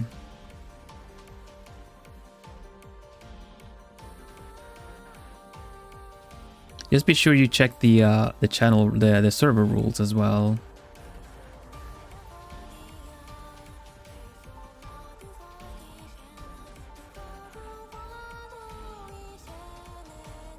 Yep. You check out the server guide channel. It explains what everything is.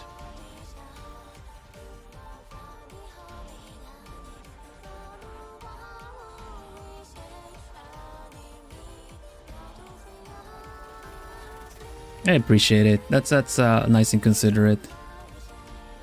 They are there for you to have fun as well, you know. Yeah, I really like reading everyone's self-introductions from the self-introduction channel as well. Like nice to get to know everybody.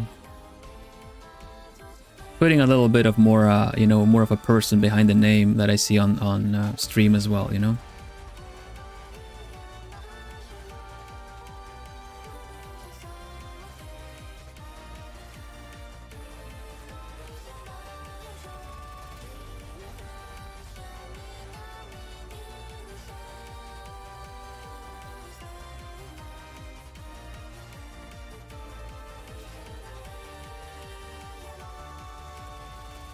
I agree what you're saying, Mary, as well with this. The messy lines really add to the overall vibe of this.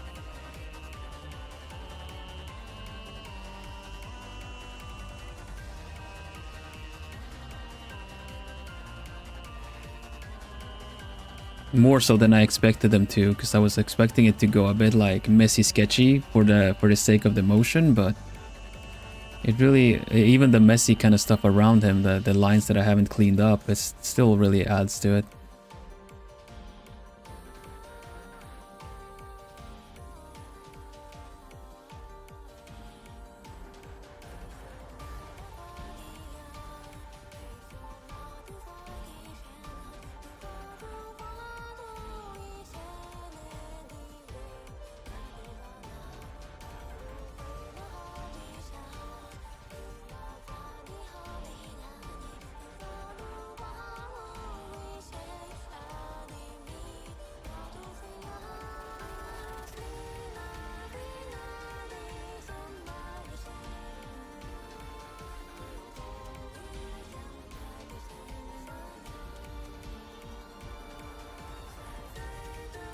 Here we go. But yeah, I am an artist first and foremost, but I'm also an occasional cozy gamer. Whenever there's like a week where something doesn't suit the plan, or if kind of in between two art projects and stuff, then I might play a little game here and there. I used to play more cozy games when I was in. I used to be a corporate VTuber, same face, same name. Up until the end of last year, where the company closed down. So I'm doing my thing independent now. Everything I do and all the support you give is directly goes to me. Any donation is appreciated as well. Although right now I don't think Bloomy would talk if you give a donation, because of how the connection has been messing up.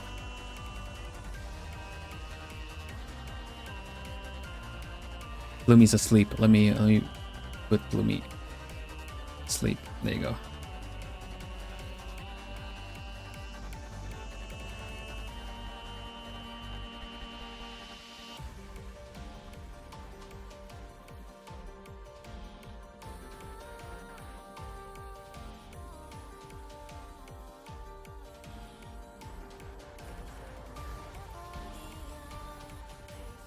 I've heard it's going to be re-released in Genshin. No, I don't follow Genshin.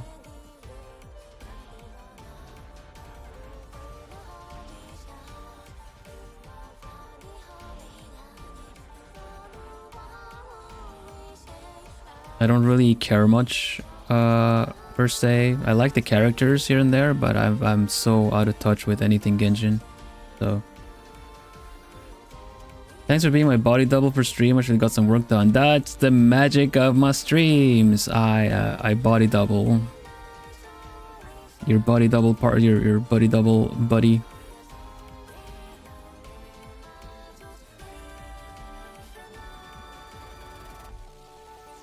Of course, I'm glad you got some stuff done. Happy to help.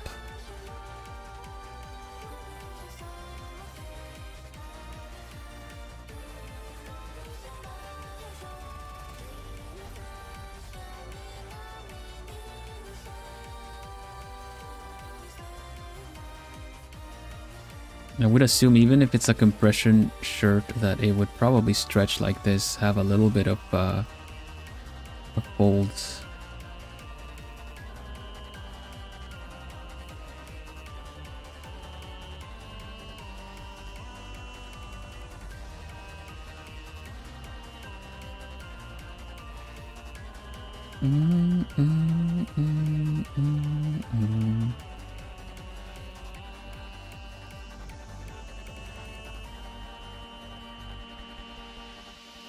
Thank you, New Mori. Thank you so much for dropping by. Welcome back anytime. Nice to see you.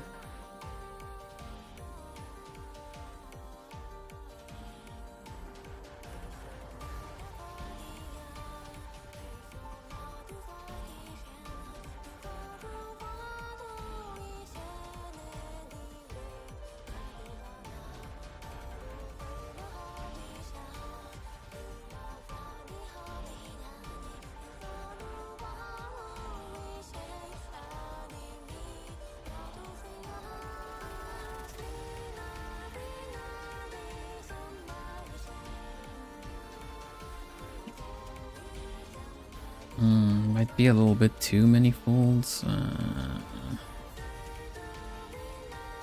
Want to overdo it.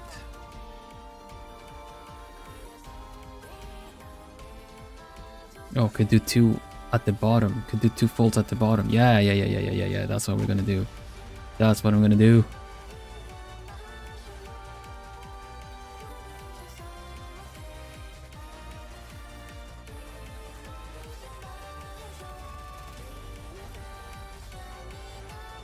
There's an actual owl live right now. It's a great horned owl. Yeah, I'm live.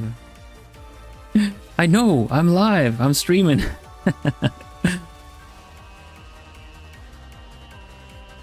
Though I suppose I'm more of an Eurasian eagle owl than I'm a horned owl. But I have plumey corns like a horned owl.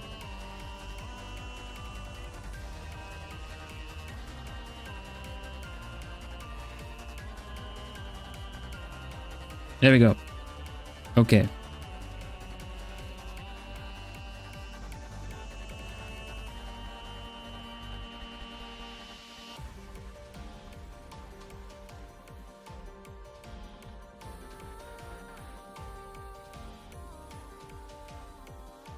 I can use some of this black ink to bring back or make it almost like an inked style on his outfit like this. Ooh, that looks really good actually. That looks really good actually. Look at the folds on his arm. Did not expect it to do that, to be so effective. Man, okay.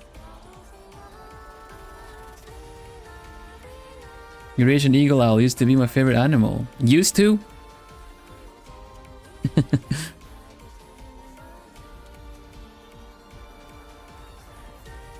Very based, either regardless. Then I guess you used to have good taste. Thank you, Finn.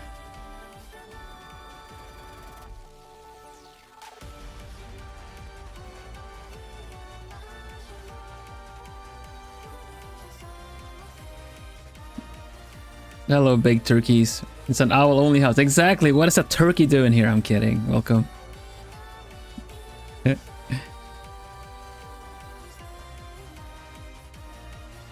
Owl, accept it, you know? It's fine. Mantis shrimp. Okay, fine. I cannot win against the mantis shrimp. You're right. They're pretty cool.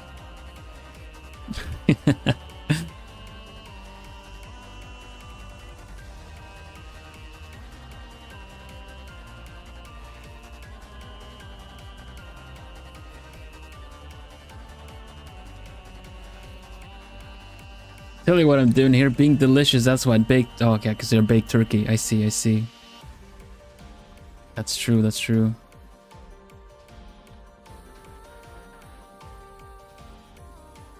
Well, owls do be predators, so we gotta eat. Hello, Soeme Torres. Welcome. I don't know how to pronounce your name. Please correct me if I said it wrong. If it's Sue.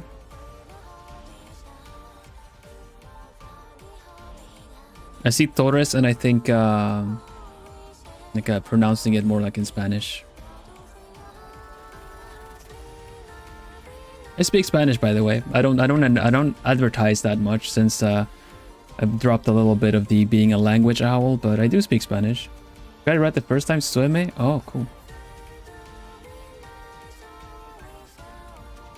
I'm a green-dressed owl. Soy un búho verde. Y así también Spanish or vanish.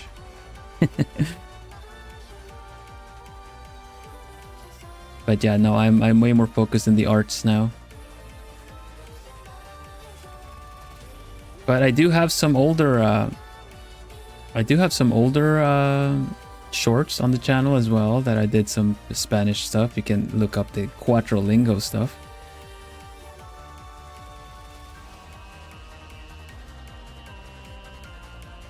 Six years of Spanish in school. Sounds like with me and French. Like I had no reason to learn it at the time, so it didn't stick. Spanish is a second language, English is a third. Exactly. English is my third language.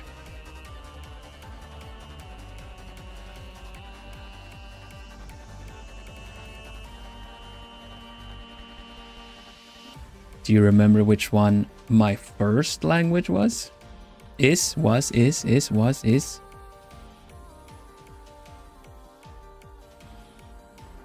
It's a sudden pop quiz. Thank you, Mary. Nailing the polls, thank you.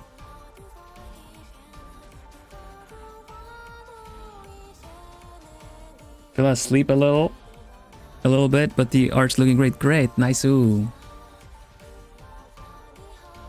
Thank you, thank you.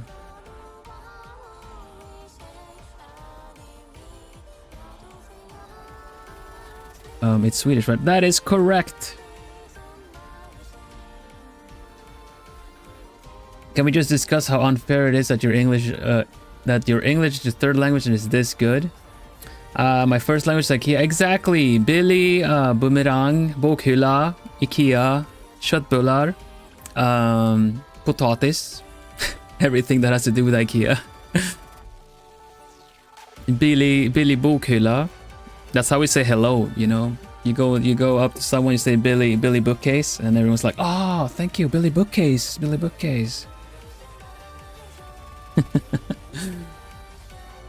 You win, yeah. Good job. I want an IKEA building stream. No, you don't want an IKEA building stream. We do we did other builds that are similar to IKEA builds, at least.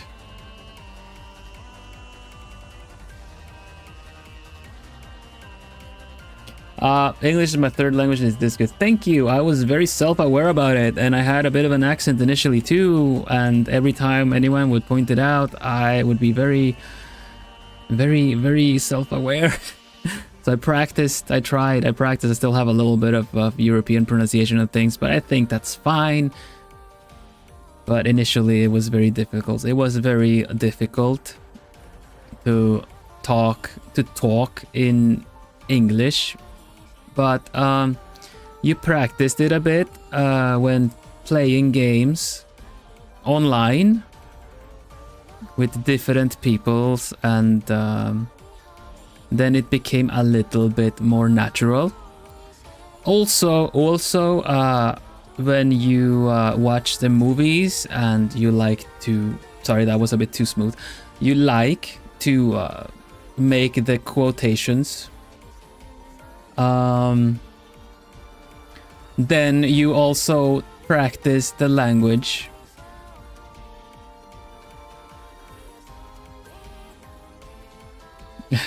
Accent is so cute. Ah, thank you. it's just really so it was more so like that, I think, initially. Now I have a couple of things. The j sounds, like the y or j. Those are still difficult for me, honestly. The ch, the ch or the sh are also very difficult for a Swedish. English is so hard, to be honest, because having an accent, my first language is Lithuanian. Cannot escape the accent no matter what. I getcha. For me, because I already knew Spanish and Swedish before English, I realized that it's a kind of a positioning of the tongue in order to speak with that tongue, as they call it, the language. For Dutch, it's a bit tricky for me to switch over to Dutch still, but I know if I do like 1917, if I say 1917, 1917, then my tongue will position itself correctly. I couldn't hear the accent until it started talking about languages. So you hear it now? Oh no, you hear it now? Oh no. It's fine.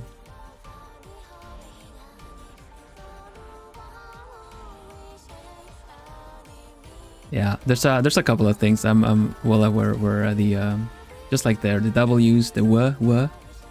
There are a couple of things you can watch out for, but yeah, I would say as a Swede that speaks English like this, I think I can usually pin down other people being Swedish or Scandinavian with practiced English. A couple of times it slips, you know. It's fun. I really like languages. I didn't realize for the longest time that I had ease for it. Otherwise, maybe I would have been doing something with languages, which I technically am, because I did want to do the cultural exchange as part of Globy.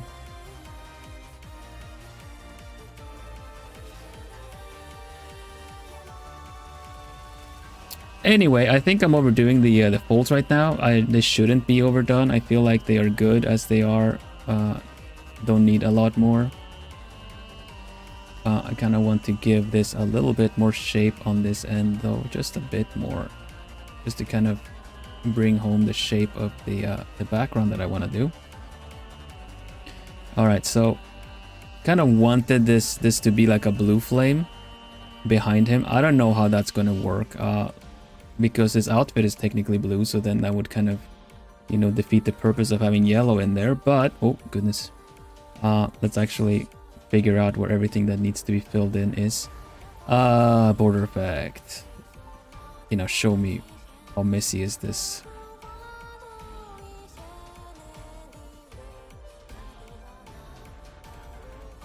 Don't gild, what is it? Gild the lily. What is the idiom? I like idioms.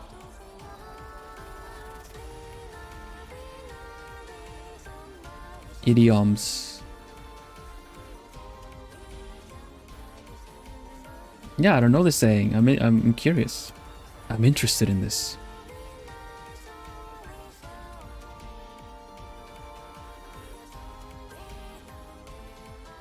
Gild the lily, like making a lily gold when it's just supposed to have a little bit of it. Don't ruin things by trying to do it perfection. Gild the lily, it's just kind of I always like to think about where some of these sayings come from. So a lily is generally supposed to be white, right, with a bit of like golden tint on it, but if you try to, I don't know. I'm trying to overthink it. This is how I learn languages, so it's worked so far for 4 to 5 languages. A lily is perfect and pretty, so covering it in gold is just ruins it. Okay, yeah, I get that. I get that. I understand it. Thank you.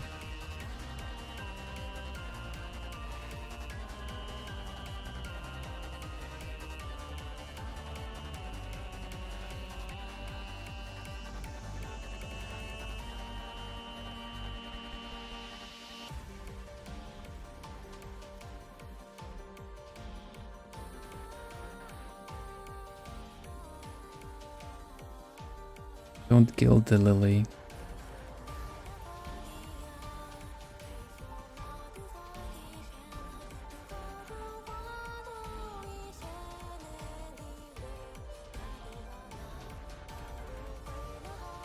I'd like to think of it as some kind of ancient teaching.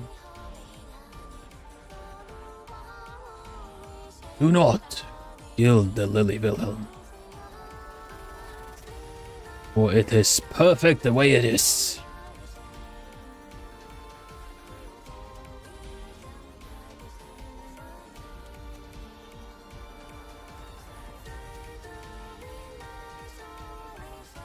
It's almost like Oogway of Kung Fu Panda teachings, you know?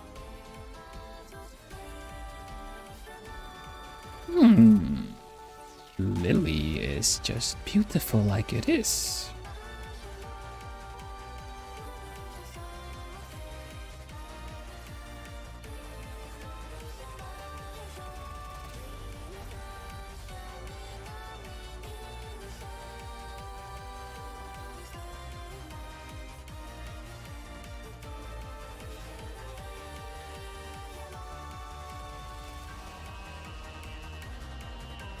New Gandalf line.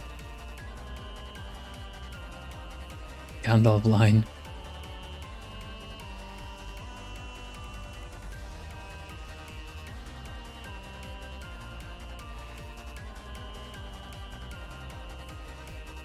Can you guarantee that the lily would be beautiful if it's gold? No. And if you do, it would not be the same.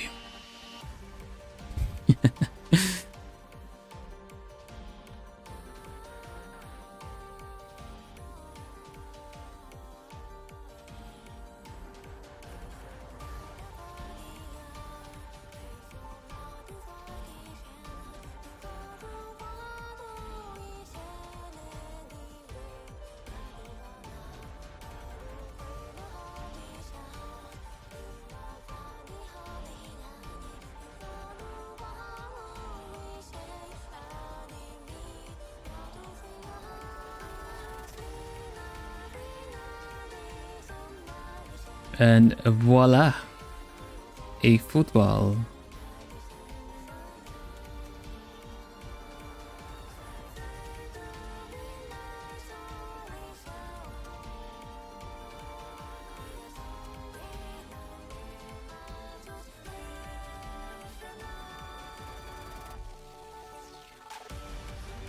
I think in order to make it not look like he's kind of using his hand for it, I might wanna bend this in a bit.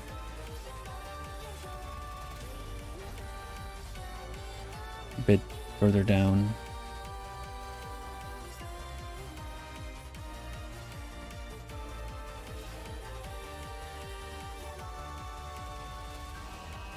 Maybe even put a bit of the shadow of it there.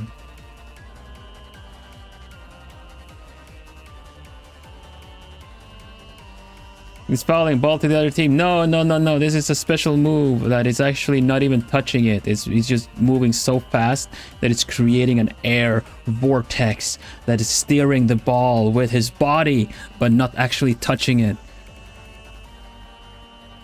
He's using that technique.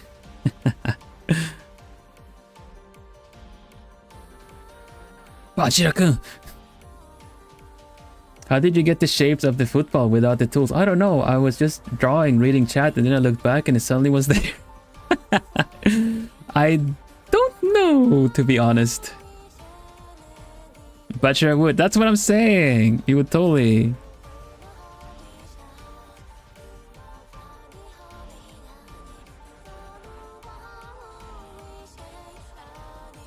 The rubber that kind of touch the material of this ball ahead of time, kind of statically charged it just briefly, which is why if you just kind of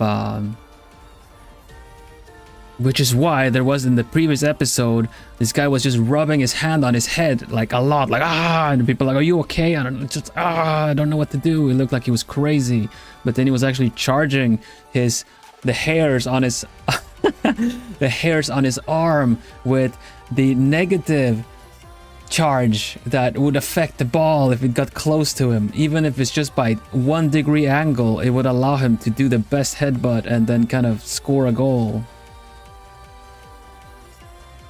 Which, whoever is making the comment in the background sees, so that they can explain to everyone what happened. Anime. It's delicious, like a jelly-filled donut.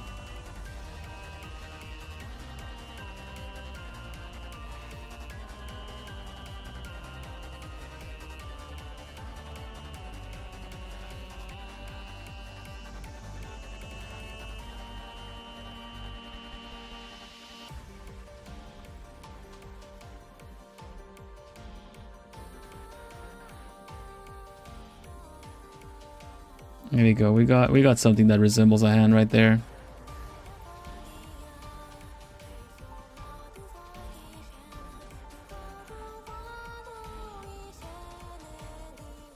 And that is, what do we call this? Good enough.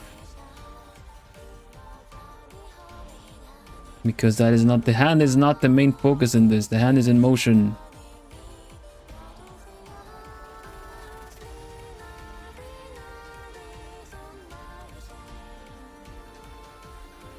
But yeah, to answer honestly for Joanne, it was just a lot of the shape just kind of turned out pretty good on its own, but I had already done a little bit of indications, so I kind of just continued filling out the shape of the ball in order to try and make it work. The hand doesn't make sense now, though. The hand doesn't make sense. What do I do with this? How do I do this? What do I change? What do I make? How do I make the foreshortening? How does foreshortening even work?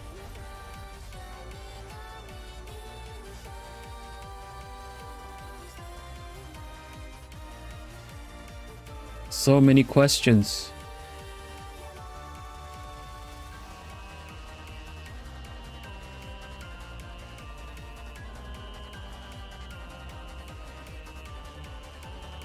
The hand looks a little strange now. But we needed to move it in order to make it work, so hands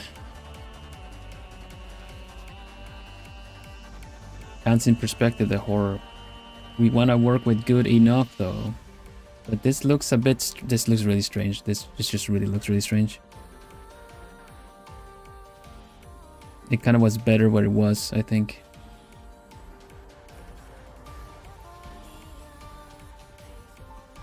Honestly. Too bad. Maybe we can change. We can move the ball. Maybe we can move the ball. Let's see. Body.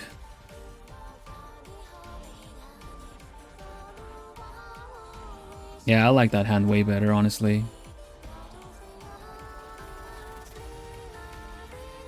Blep, blep, blep.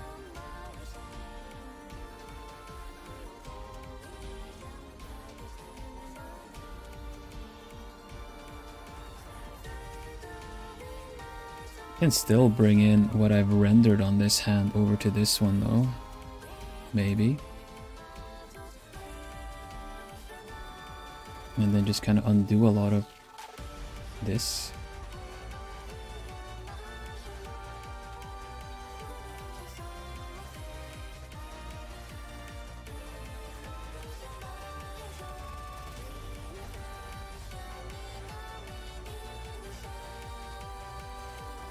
It's fine. I don't know if it changing the perspective of the ball would change either, because the ball kind of helps in hiding a bit of the hand stuff, you know? So I think I'll just leave it there. I don't want the ball to be too detached either, because it's supposed to be coming in motion, like kind of be he's kind of going for it, he's gunning for it, you know. Right, so then with the ball there, this is the point where I take an awkward picture of my hand for reference. Yeah, you're probably right, but it also needs to be like in perspective. It's kind of a bit tricky. I'll have a look in the mirror. Wait, actually, I'll ask Evil to do the pose.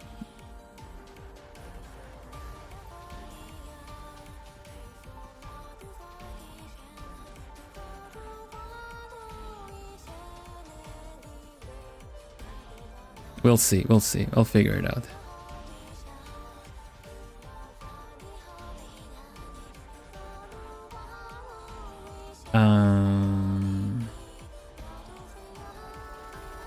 Before we round up, I want to try doing the flames behind him, see if it works out.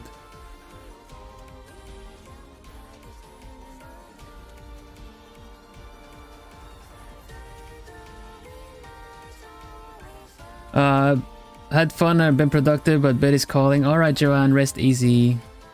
Are the curtains still there? They are. Maybe I can actually use the mirror this time around.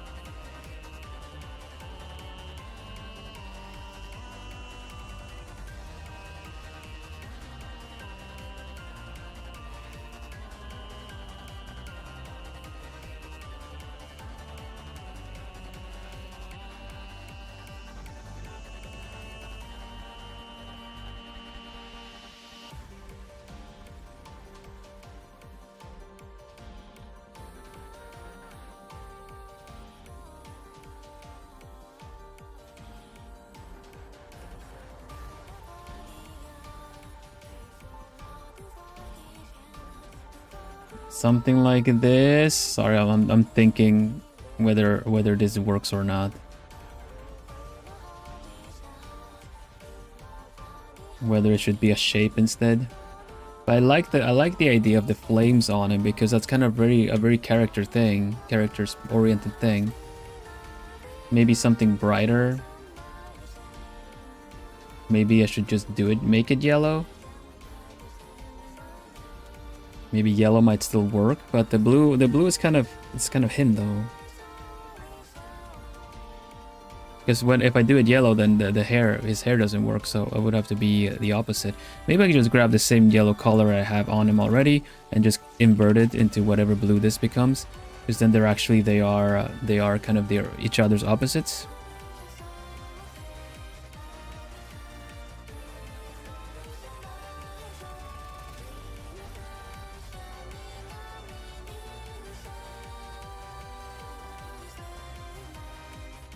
And then I will simply, let me just save this blue as an extra layer, just have a look-see.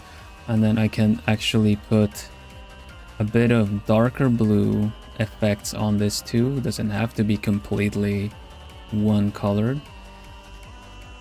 So that it kind of gives a little bit more of like a actual fire effect there.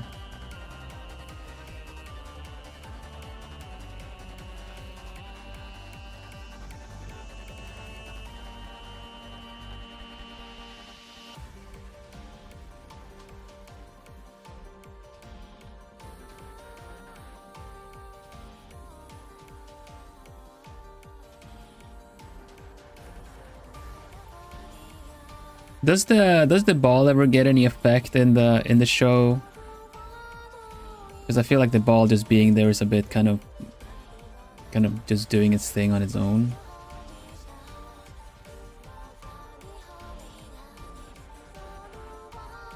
Whenever they do like the special moves and stuff, I feel like it does something. I kind of just want to bring that in somehow. Maybe, what about a splash? Maybe like a...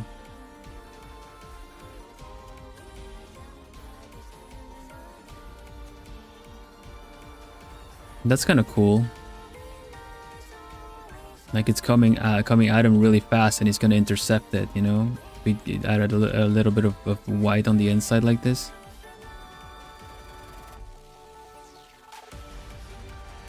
And it kind of also acts as this kind of separator to him.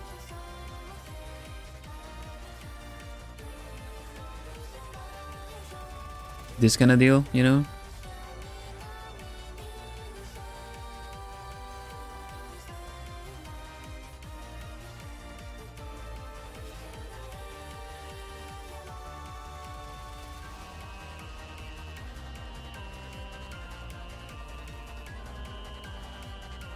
Either way, I will have to clean up the fire before calling it done, but I'll do that in between. You guys have seen most of this process done now, at least.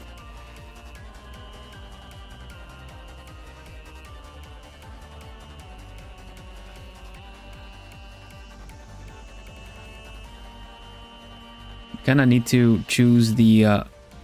this is something that's really important for the motion of the picture as well.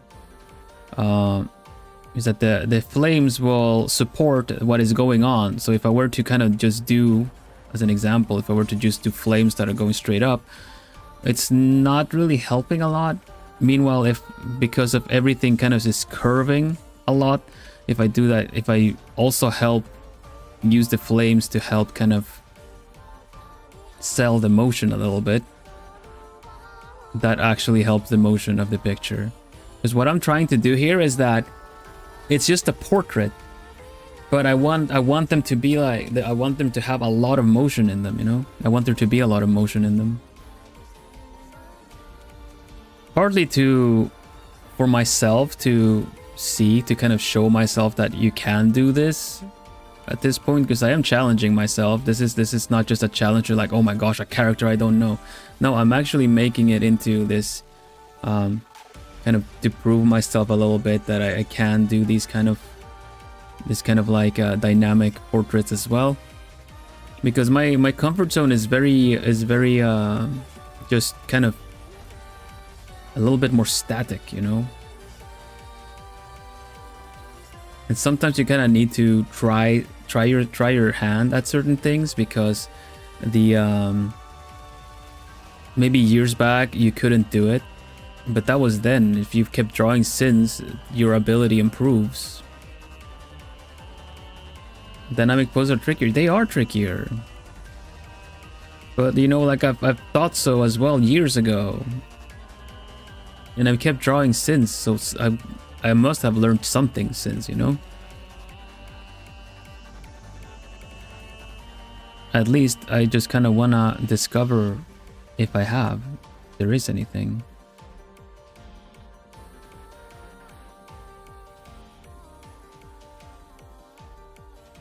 And if I'm close enough to just learn about the last little bit.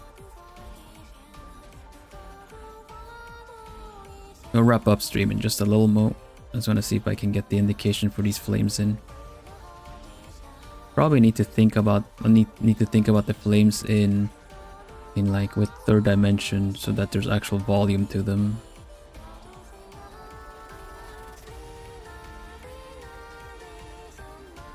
Oh yeah, like 3D models on Clip Studio is quite fine to use. I drew this one straight up just without it.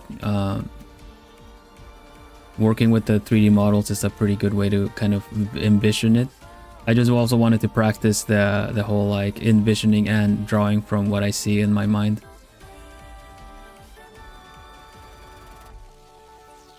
I do know that aphantasia is a thing, so I wouldn't really shame anyone for using. I've also used the 3D models in whenever there was like a commission. I actually used it for the last commission that didn't pan out, sadly. But whenever someone has a request over text, and it's just kind of like it could mean so many different things, it's just easier to use a 3D model to show, like, do you mean it like this or do you mean it like that, before committing to anything.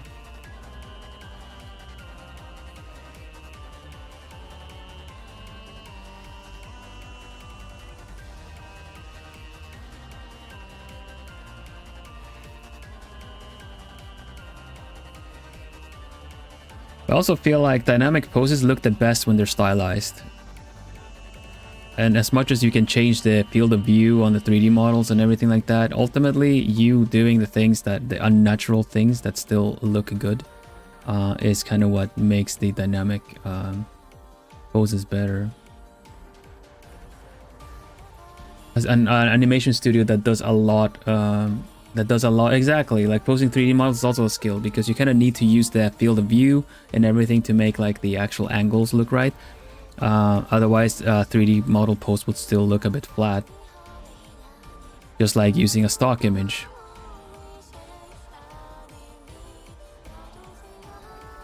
So at some point it's good to use the tools to speed things up. I would definitely, I'm using, like, I've used the 3D models if I had to do a big group picture, but at some point you have to put them away and then just take over yourself. Like, you kind of set yourself on the right path, and then you kind of just put it away and then kind of use your own abilities to fill in the rest. Otherwise you might end up kind of stunting yourself. Is that a word? Like, you kind of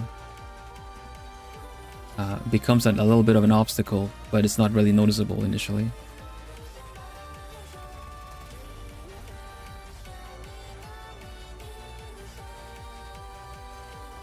Okay, so these lines cannot go up. They need to keep going like this. They're messing with the motion. There you go. That's much better. What is with the flow of the motion? It is this way. These do not make sense. That makes a lot more sense.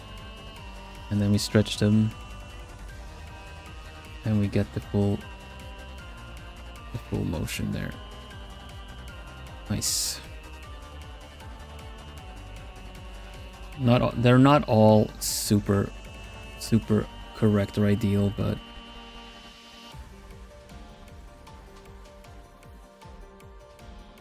I'm much happier with these, actually. These flames, I mean.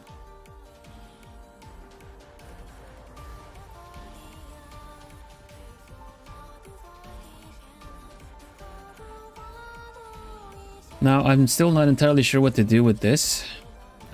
With this part, maybe I'll just kind of end up doing something that helps the motion as well by, you know,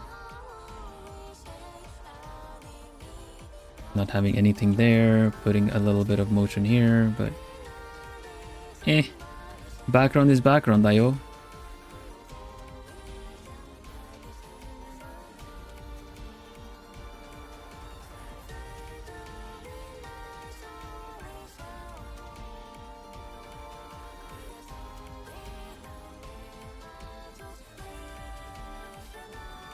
So yeah, I think generally this looks, I'm pretty happy with this.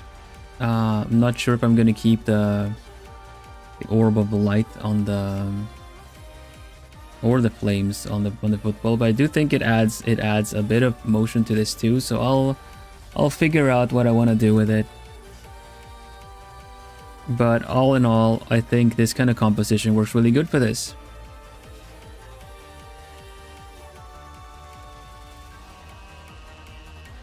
I'm pretty stoked. Get it? Cause fire. Hello Achirian, welcome. I'm gonna be rounding up stream in just a mo here, but you're welcome. How are you doing?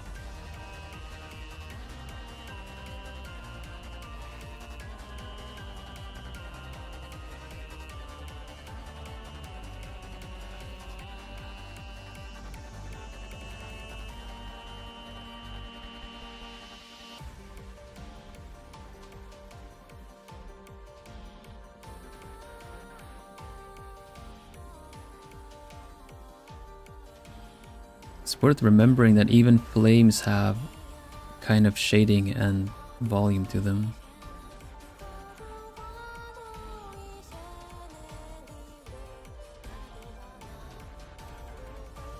They layer each other, you know?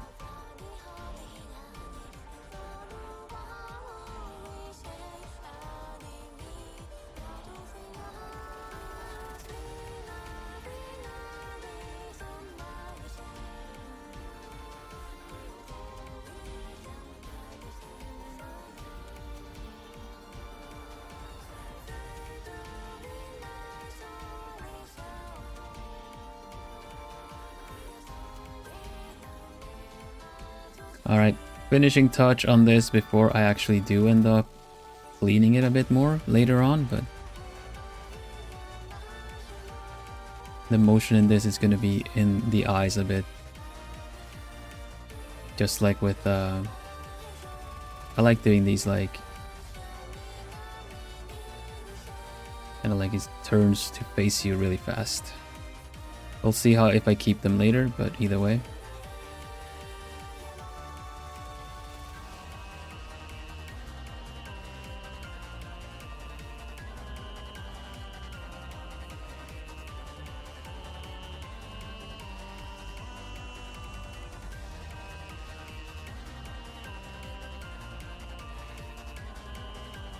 Like what you did with Aizawa. Yeah, but there doesn't need to. Right now we have a lot of other emotions like the fire and the yellow here of the monster kind of helping us out with that, so I don't need to really do the lines with like I did with Aizawa right now.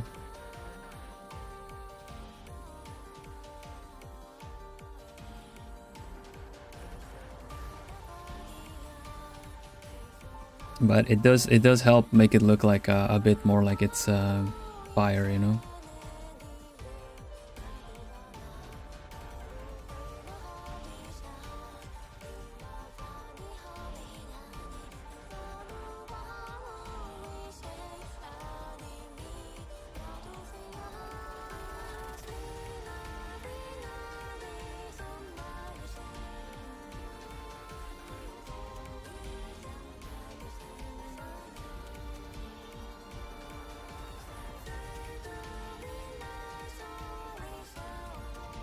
There we go.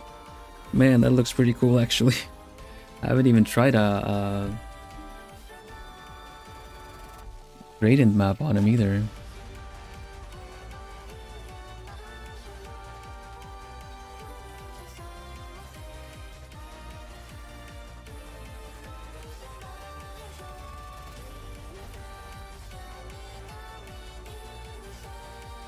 Okay, the usual light looks pretty good, but I'm gonna look at some of these others that I have. This is a pretty good contrast to the rest. We were talking about maybe having something with yellow as a contrast. This is a pretty good contrast to the background, I mean. I like that one a lot. And pink. I think this one is my favorite. Or was there another one? This one might be my favorite. This is pink. Pink looks really cool too. Ah, Mo. Which one is the good one? Who knows? No one knows.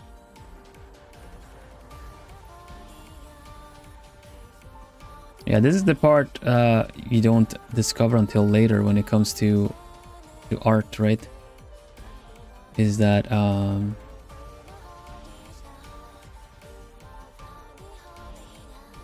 the post effects afterwards, how much they do for the actual like finishing touches can actually make the difference for a picture at the end of it all.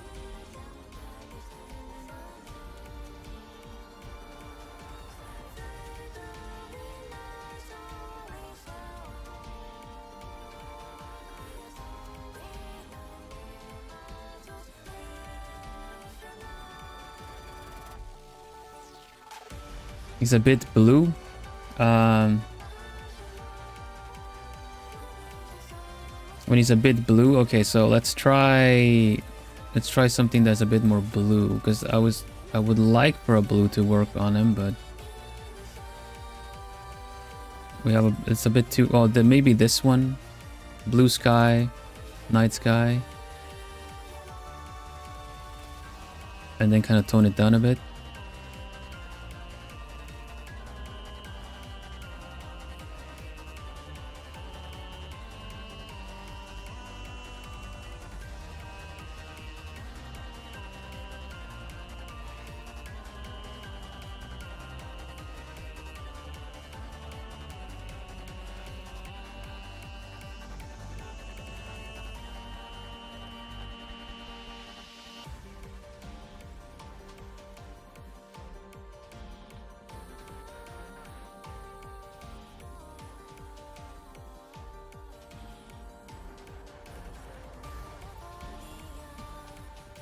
Yeah, this is pretty cool though.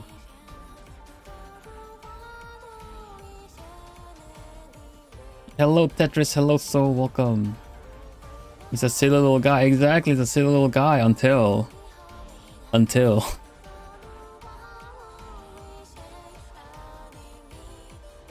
So yeah, I'll work on something for the ball. It's sticking out a little bit too much, this one. It probably needs a bit shading and stuff like that, but I'll sort that out.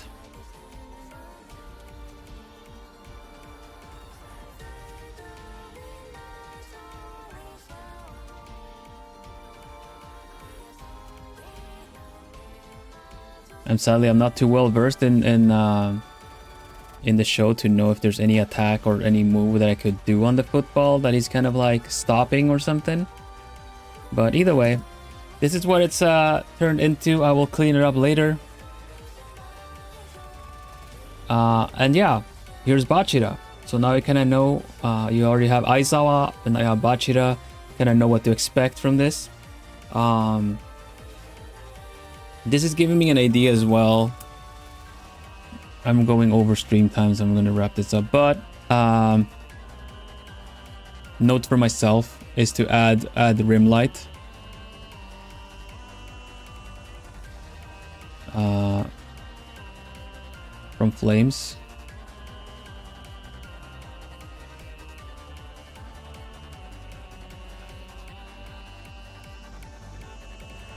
Because that's going to make it look really good if he's like backlit. If he's backlit, it's going to make really, like, he's going to look so cool because then it makes sense that he's kind of darker here. Maybe even a little bit of like, this part already has a bit of rim light, which I just kind of put in there random, but this kind of needs to be a different light. But yeah, I really like how this turned out. I was hoping that it would work out well with having the whole like monster stick out of his face and stuff. I'm sure there's some anatomical errors here and there for sure, but as a speed drawing, I am pretty happy with this, honestly. It looks really good. I'm happy. Thanks everybody for your support. Thank you for your patience when it comes to all the scuffs that we've had to deal with, and I'm sure there'll be more, but we work past it together, right?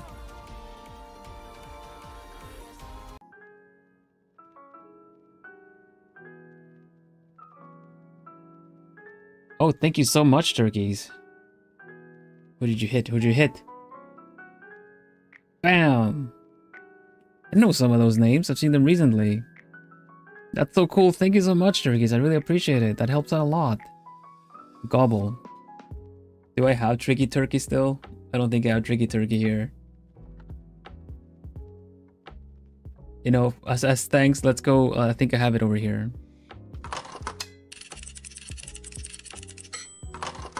Yeah, here you go.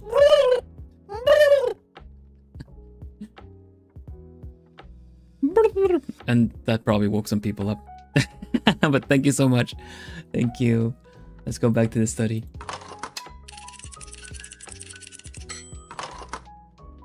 Validation. Yeah, validation. Tricky Turkey was my code word, or at least is still whenever we play something tricky. Yeah, Plumie would normally go hoot hoot or holy hoot. Baked turkeys gave a lot of, you know, all this stuff, but sadly with the disconnect stuff that we've had, that's no worky. But thank you so much, turkeys. It really means a lot. It helps out a lot now that I'm independent and with all the bills. Hopefully this will go towards the internet bill, and hopefully that'll work out. Some scuff. Also, thank you everyone else that's hung out on the stream, that watched me draw. I hope you had a good time. I had a good time drawing with you guys. And also thank you for the members that are a membership of the channel. We had our puzzle stream yesterday, but next stream is going to be the Gartic phone one for next week. So if you want to join in and play Gartic with us, it's like a web drawing game, a web-based drawing game. Hoot hoot! Baked turkeys recruit new alchemists. That's right. First stream to I show up to, and it was awesome. I'm happy. Thank you for that, Maria. I really appreciate it. Okay, I'm gonna put Plumie. Plumie's sleeping. So that's gonna be on Friday for a bit of Gartic Bone if you're gonna play along. If you are a member of the channel, of course. Yeah, Plumie can't pronounce alchemist. No, it says alchemists. It's really cute. Aside from that, of course, like we have the members, the alchemists that are part of the channel, but we also have the Sugar Plumies. Sugar Plumie is a higher tier membership that you're essentially donating a bit of extra every month to help me with my all the bills, the mansion maintenance. You still get the same content, but I do also one of the perks is that I say thank you personally every stream, at the end of every stream, and also my eternal gratitude and for helping me a little extra. Thank you so much, everybody. So let's see, I'm gonna go through the alchemist, no, the Sugar Plumies. Sponsored Plumies, exactly. They're like the sponsors of the channel, so I have to do my Grando sponsor teihyo de okurishimashou. Need to thank the sponsors. No,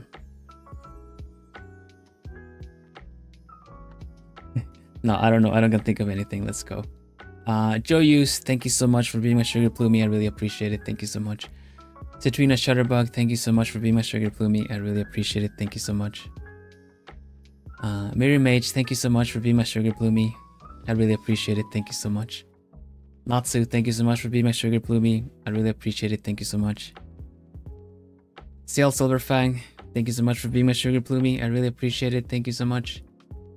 Milova, thank you so much for being my Sugar Plumie. I really appreciate it. Thank you so much. I shouldn't speed up. I shouldn't speed up. It's a personal thing. Burb Kai, thank you so much for being my Sugar Plumie. I really appreciate it. Thank you so much. Micah, thank you so much for being my Sugar Plumie. I really appreciate it. Thank you so much. Neko, thank you so much for being my Sugar Plumie. I really appreciate it. Thank you so much. Estefi, thank you so much. Ugh, dang it, almost the full. Perdón. Estefi, thank you so much for being.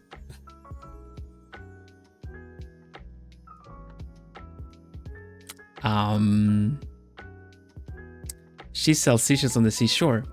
She sells seashells, she is sure. Dang it, okay, that works. Estefi, thank you so much for being my Sugar Plumie. I really appreciate it. Thank you so much. Lapis Dragon, thank you so much for being my Sugar Plumie. I really appreciate it. Thank you so much. There was lag. Yeah. Blame the Wi-Fi. No, I can't. I cannot blame the Wi-Fi all the time. Yeah, thank you, Sugar Plumies. Thank you, Alchemist. Thank you, Plumies. If you haven't joined the Discord, that's a good place to be. That's where all the Plumies hang out, and that's where I hang out between streams. I do drop by sometimes and chat here and there when I'm working or between works. I'm on a break. And yeah, I really like to get to know everyone. So if you haven't, consider making a little self-introduction and writing a little bit like the 5 random facts about yourself. It would be really fun. Yeah, and that is stream for today with the scuffs and everything. Let's see if anyone is streaming we can go to.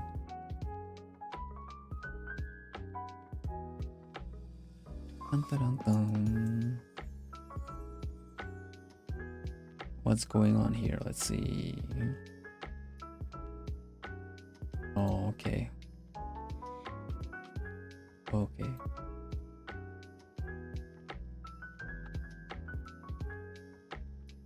It's the final day of Kohaku stream. Let's go to Kohaku and give a final, because last time we couldn't see our messages, right? So let's go over and say hi to him. Kohaku, who's my friend, but also used to be my gen mate, when we were in Globy together. So he's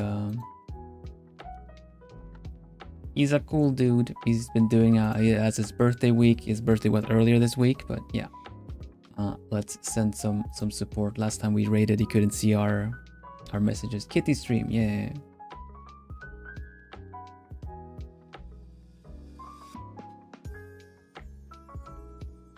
Let's set it up. Hi bro, hello Yorichi, welcome. And I got my friend to join a little bit ago. She said your art is really cool. Thank you so much, Diane, and thank you to your friend. If they're a plumie, I don't know what their name is. Let's see. Yomako Haku. Okay, Kitty stream. Let's go. Let's do a raid message.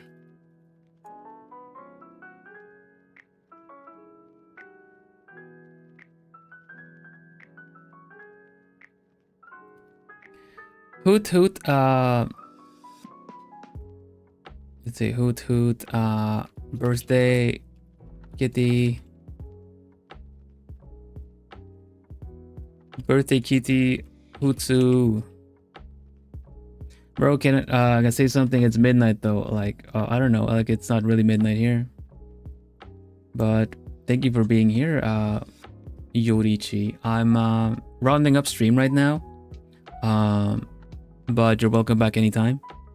Next stream is gonna be on Monday. I'm gonna be doing a hand cam. For anyone interested, I'm gonna be doing a hand cam, and I'll be doing crocheting. I'm working on my first plush of a little donut, so we're gonna do I'm gonna continue that one. It's gonna be tricky because I need to reduce a couple of times now, as I kind of made a big little increased into a donut. Now I need to reduce. But yeah, let's go to Kohaku. Hoot hoot birthday Kitty Hootsu as the raid message, and he's rounding up his birthday week. He's been at it really, like he's worked really hard. So yeah. All right, we're going to Kohaku, and have a nice rest of your weekend, everybody. I'll see you Monday. I'm gonna double check that it's set up. Yeah, okay. But for now, we say. What do we say? We say bye-bye. Bye-bye. Bye-bye, bye-bye, bye. Bye-bye, bye-bye, bye-bye, bye-bye, bye. Stay lovely, everybody. See you soon. Take care. Doei Valtarusta. Fine weekend. Doei dag.